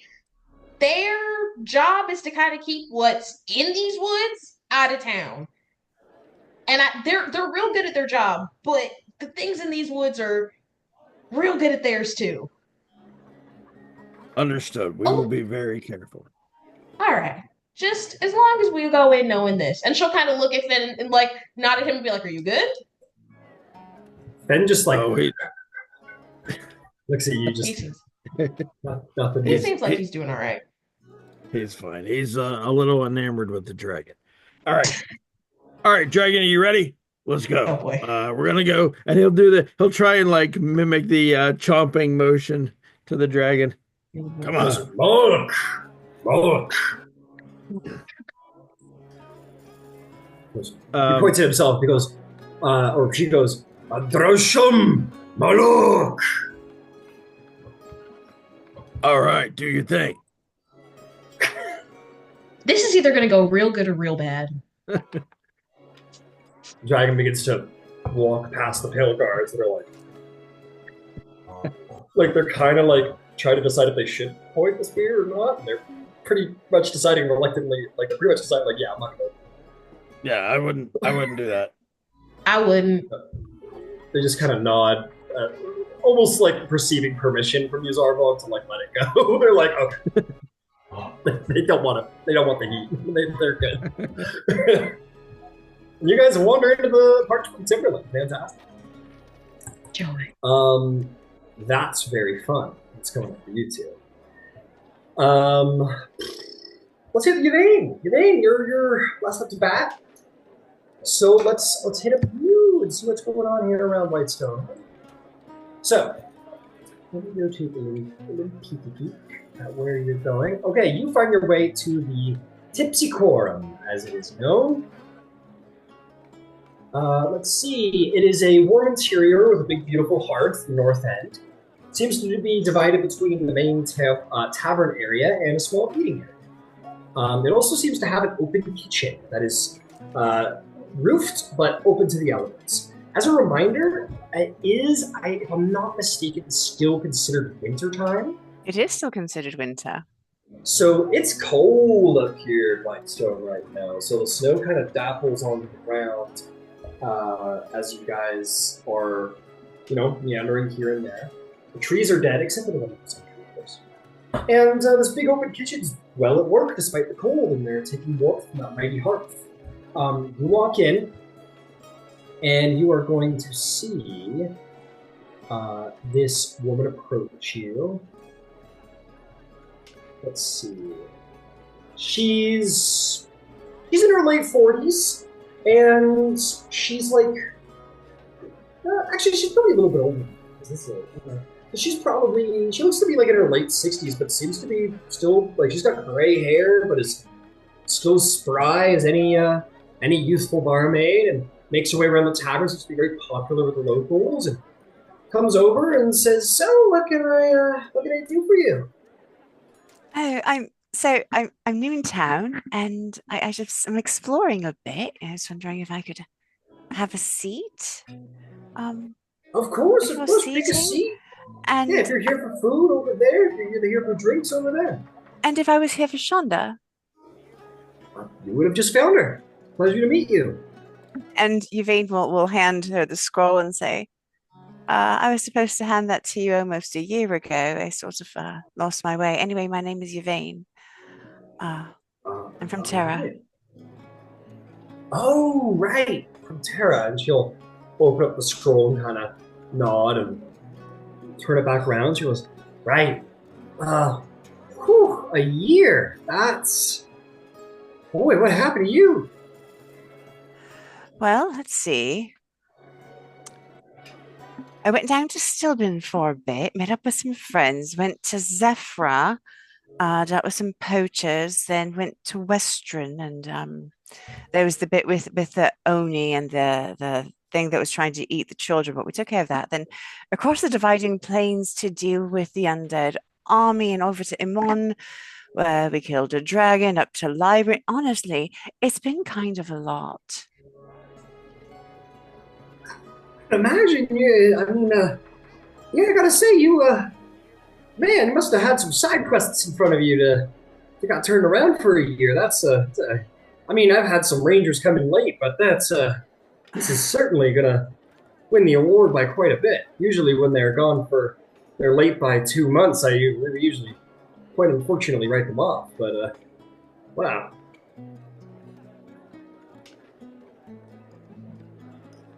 Well, So, what exactly did my mother volunteer me for here? Well, she looks at the note again, almost amusedly. She goes, "Well, I'm sure you probably guessed, but you didn't succeed in the ranger trial. Obviously. Obviously, right? Yeah. So it was a trial to see if you could get here successfully and complete the ranger trials, and come in connection with nature and all of that. And would you say that you did that?" I mean, and then some. I'm just, a druid. Oh, wow. Surprisingly, that doesn't happen a lot. You'd think that, you kind of figure out that you're one when you're looking for the other, but it doesn't happen a lot. I was sort of a late bloomer. It happens when it happens. Well, it seems like you've been through a lot. So, the least I can do is buy you a drink and maybe some food to start. All right? Actually, thank you. But I'm gonna go. I've actually got some other business in town. Take care. Oh, okay. All right. She goes, okay. Well, if you want, I was supposed to give you some tasks if you succeeded. But I will. If you've tasks for me, I'll do them. I clearly didn't succeed, though. Right. I'm a terrible ranger. I see. Well, but hey, you might be a very good druid, so just let me know if you need some work, or you want to do some, work out in the parchwood, I would love some work out in the parchwood. What you got for me? Oh, all right. I'm here. Why don't you grab a seat? I'll have some food brought out for you, if you want it, of course. Yeah, and let me yeah. Okay, and she'll kind of wave over to the bartender and just kind of make some hand gestures. And we'll say, okay, well, give me a minute. I'm going to go check my records of stuff that needs doing, and I'll come back to you in just a moment. Yeah, thank you. Yeah, you go sit. Some food is brought out for you. Delightful food. Yay. Nothing. It's a lot of meat, I would say. There's very good spices. Um, this is definitely not a farming town by any measure, and it's very cold, so vegetables and vegetation isn't great, but there is still like some berries and some very much more hardy vegetables, so root vegetables and such. So you get like a nice hearty, probably like a stew, like a traveler's stew. It's good. Potatoes, vegetables, nice. Love that. Yeah, nice and satisfying to be Mm. sure. She comes back, and she'll say, "All right, let's see what we can get you up to." And she's going to look through. She's going to say, "So, I've got a couple of things for you. Let me ask you, what do you think you're capable of handling here? And what kind of work are you looking for? Are you the kind of lady who say you got some druid powers? Are you like, what do you think? Are you clearing some wolves out of a den, or are we going a little more extreme than that?" I'm a member of the Aurora Concordant, and our last significant mission was to return an evil item to a place where it could be contained, being pursued by an assassin the entire time.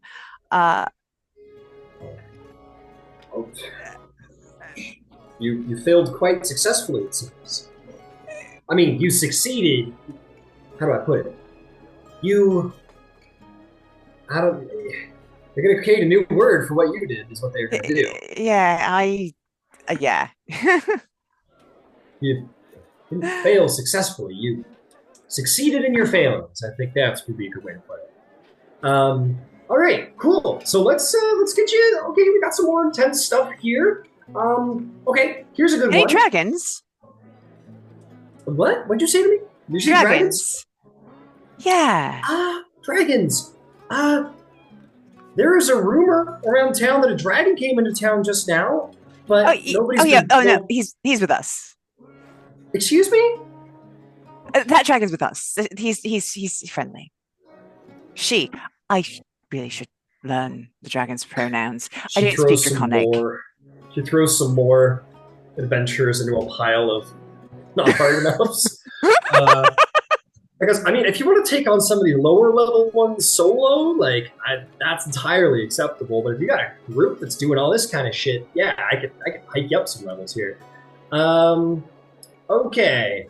So if you want something for your whole group, okay. This might be a good one. I'm told that there's always been rumor for the last, let me see here, about 20 years, I'd even say, of thunder rolling through the valley. Sometimes you can hear it here in Whitestone.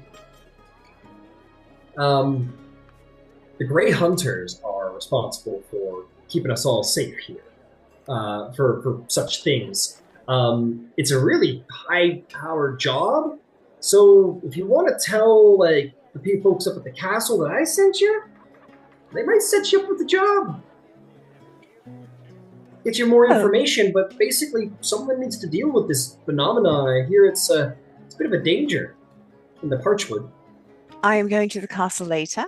I will bring it up at dinner. Thank you so much.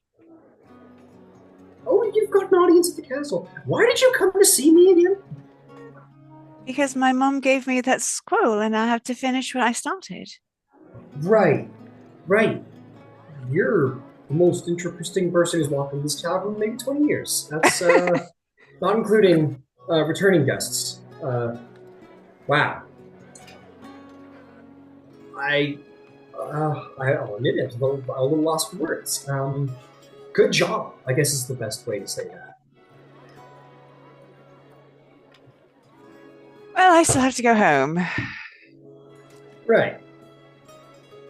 I don't take a year. I hope you get there faster than you got here. I'll get there when I'll get there. But thank you so much, and I will mention this at dinner. Honestly, there's at least one person in our party who's very, very much wanting a good hunt. Got it. So I need to Yeah. renege something I said. She would have never said Grey Hunters. That's my apologies. She would have never said that. She would have just said like talk to the folk up at the at the castle. That's all she would have said. She would have never brought up Grey Hunters. I scribbled it out. Cool. Just want to be very clear. Cool. And she goes, well, enjoy your meal. And you need rooms? We've got rooms. And Thank you so you much. got like a magic house or something. No, it's not so much a house really. And if we do need rooms, I don't know if we're staying the night, but if we are, I will come back. Thank you so much. All right. Well, good job out there. Doing your thing. And you know what? Hey, honestly, some of the people who get here who succeed in bringing the note or whatever, and even some people, especially the people who don't get there in the time limit, a lot of them say rangering just isn't for me. You know? Like, the trial isn't just about succeeding as a ranger, but also kind of figuring out if you want to do it. You know, rangering is all glamorous when you hear about it, you know? You got stalk in the woods, you got 2 swords, you got jump out of a tree and slice up bad guys and shoot arrows through arrows. And there's a certain mystique and a glamour to it, but once you actually get out there, it's not easy going. I can fly. Oh, that's a cool piece of information. I can turn into a bird and fly. I'm not a ranger, but I do have that, and it does help me to sleep at night. Is that like a druid wisdom? I can turn into a bird and fly, or you mean like metaphorically, like in your mind? She'll turn into just a normal size, like little hummingbird. She just kind of like looks at the bird and like rubs her eyes. I like to do a couple little laughs and sit back. No, I've no real gift with metaphor. I really can turn into a bird. I'm gonna lay down. It's cool meeting you, and come back anytime. I enjoyed the meal. I just need maybe I gotta go take a smoke break. But hey, good job. I'm gonna look at Happy. I'm not that creepy, am I? I didn't think I was creepy.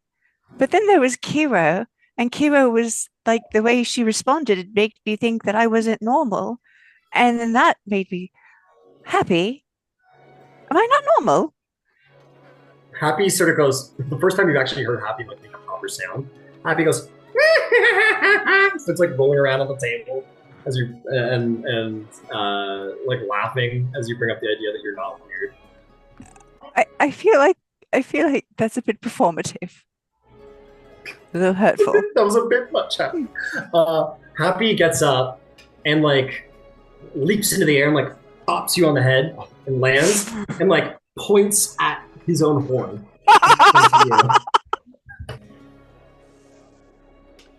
All right, so off to see the Don. I don't know where to go now. We're just gonna go walking.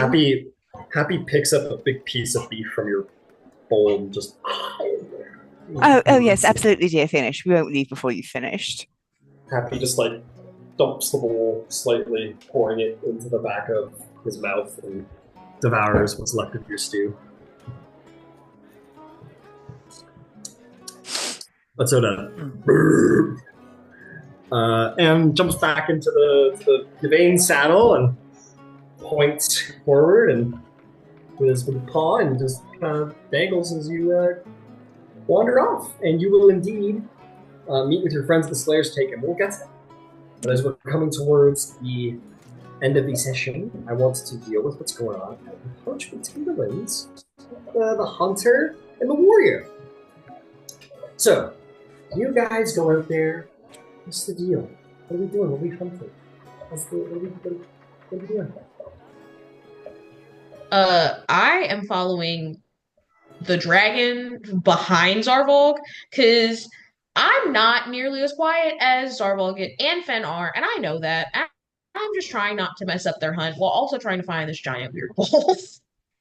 Fair enough. And the dragon's just kind of following you, Zarvolg. You realize you're suddenly like become the leader of a hunting band all of a sudden. Yeah, and it's by the way, he'll take a glance back at Kira's armor to make sure they're not clanky, are they?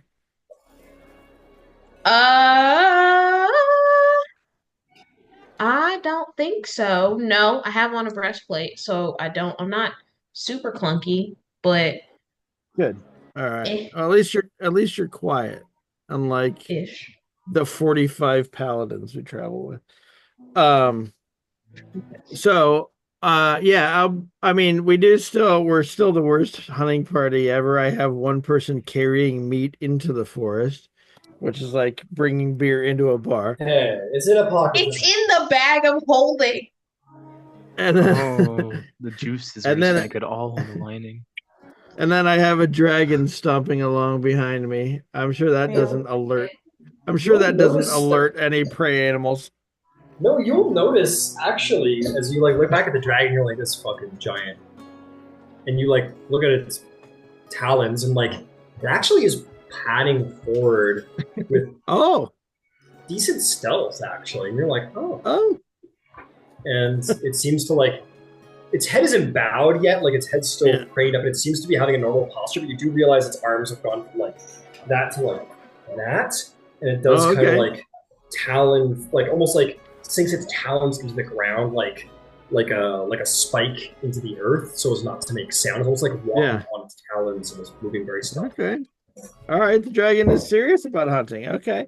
So we're after some sort of big game, big prey animal, somewhat like I was already thinking before you talked about the butcher shops, something like a big elk or something like that, some sort of big dinner meat that we can bring back. All right, make me a stealth check to see if you can find it. Oh gosh, who? Stealth to hide and skulk and stalk. Qiro, you must make one as well. Oh Because you're gosh. part of the hunting party. Ben needs one as well. That's nice for Zarvolg, since I did not roll anything decent this whole entire weekend. I'll use. Don't worry, I'll use it now on hunting.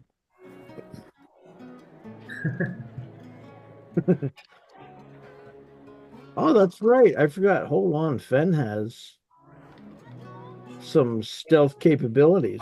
He's stealth savvy. Sure. All right. All right. I got. Am I rolling for the dragon too? Nope. Dragons. I already rolled the dragon. Dragon is All right. Unperceivable. Rolled very well. Just Nice. Good job, dragon. All right. I got a natural 20 for a 28 for Zarvolg. So I'm being very quiet. Me and the dragon are having a quiet contest. And Ben got a modified 18. Hero got a 14. I felt so great about my 14 till right now. There's a reason I'm in the back. Luckily, the other party members are compensating for you, so you guys are going to average out quite well. And after about 4 hours of hunting, it takes a while to find that good game, you know, especially in new territory. You hunt for a while. It's a good time, you know. You're exploring nature, you're having a good time, wandering around. You eventually pick up some tracks, you follow them. You find this like big, beautiful bull elk just standing there, almost begging to be shot. All right, Zarvolg, I need you to make it's your choice. You can throw a hunter's mark on it for an additional d6 if you want. Sure. Okay, so your hunter's mark it. Make me a survival check. You will have advantage because you have multiple. Okay. I'll tell you what, man. you got an dread ambusher, right? Yeah. So you get an extra shot on the first round. I'll give you like triple. Triple what now? Like roll 3 dice, take the highest. Okay. Well, I already on the first one I got a 26. It was a 19 modified. So unless I get a 20, unless I get a 20, I think we're all set. Yeah, Zarvolg. Are you using the giant ballista? Tell me you're using the giant ballista. Using the big plus one. Yeah, oh, yeah. Yeah. Okay, great. Yeah. I guess I actually am. I hadn't switched out the other crossbow yet. It's all good. Here you see Zarvolg take out this giant, like, four-armed crossbow with stilts, lays down his belly, and it goes the forearms, and fires off a bolt that's probably 2 or 3 times the size of a normal bolt, and fucking staples the elk to the nearby tree as it falls down. I think you got it. Oh, I love doing that. That's not the first time you've done that? No, actually, I've had pretty good luck the past few times I've gotten to go hunting. I just I don't always get to go because we spend so much time in the city. Fair This enough. is the great team. Fen begins to growl. Uh-oh. Oh. Immediately back to back with Zarvolg because I've been in this movie before and I hated how it ended. All right, what do we got? Dragon, what do we got? You see, coming out of the woods, about the size of the dragon, is a gray furred wolf with glowing blue eyes, white fur accompanying on the belly and around the eyes. It has a number of deep black markings across its forehead. Strange, arcane, unperceivable, impossible to truly understand what the hell it is. But this great, majestic wolf of gray, black, and white emerges with glowing blue eyes. That'd be him. Oh, all right. Well, good thing you brought treats. I grab Fen. And then in that moment is going to remember that neither of us can talk to this dragon. Oh boy. The dragon just stands there kind of like, looking at it kind of like interested, but not like aggressive or anything. It's just like, oh, giant fucking wolf. Look at that. It's kind of the atmosphere you're getting. Thank goodness.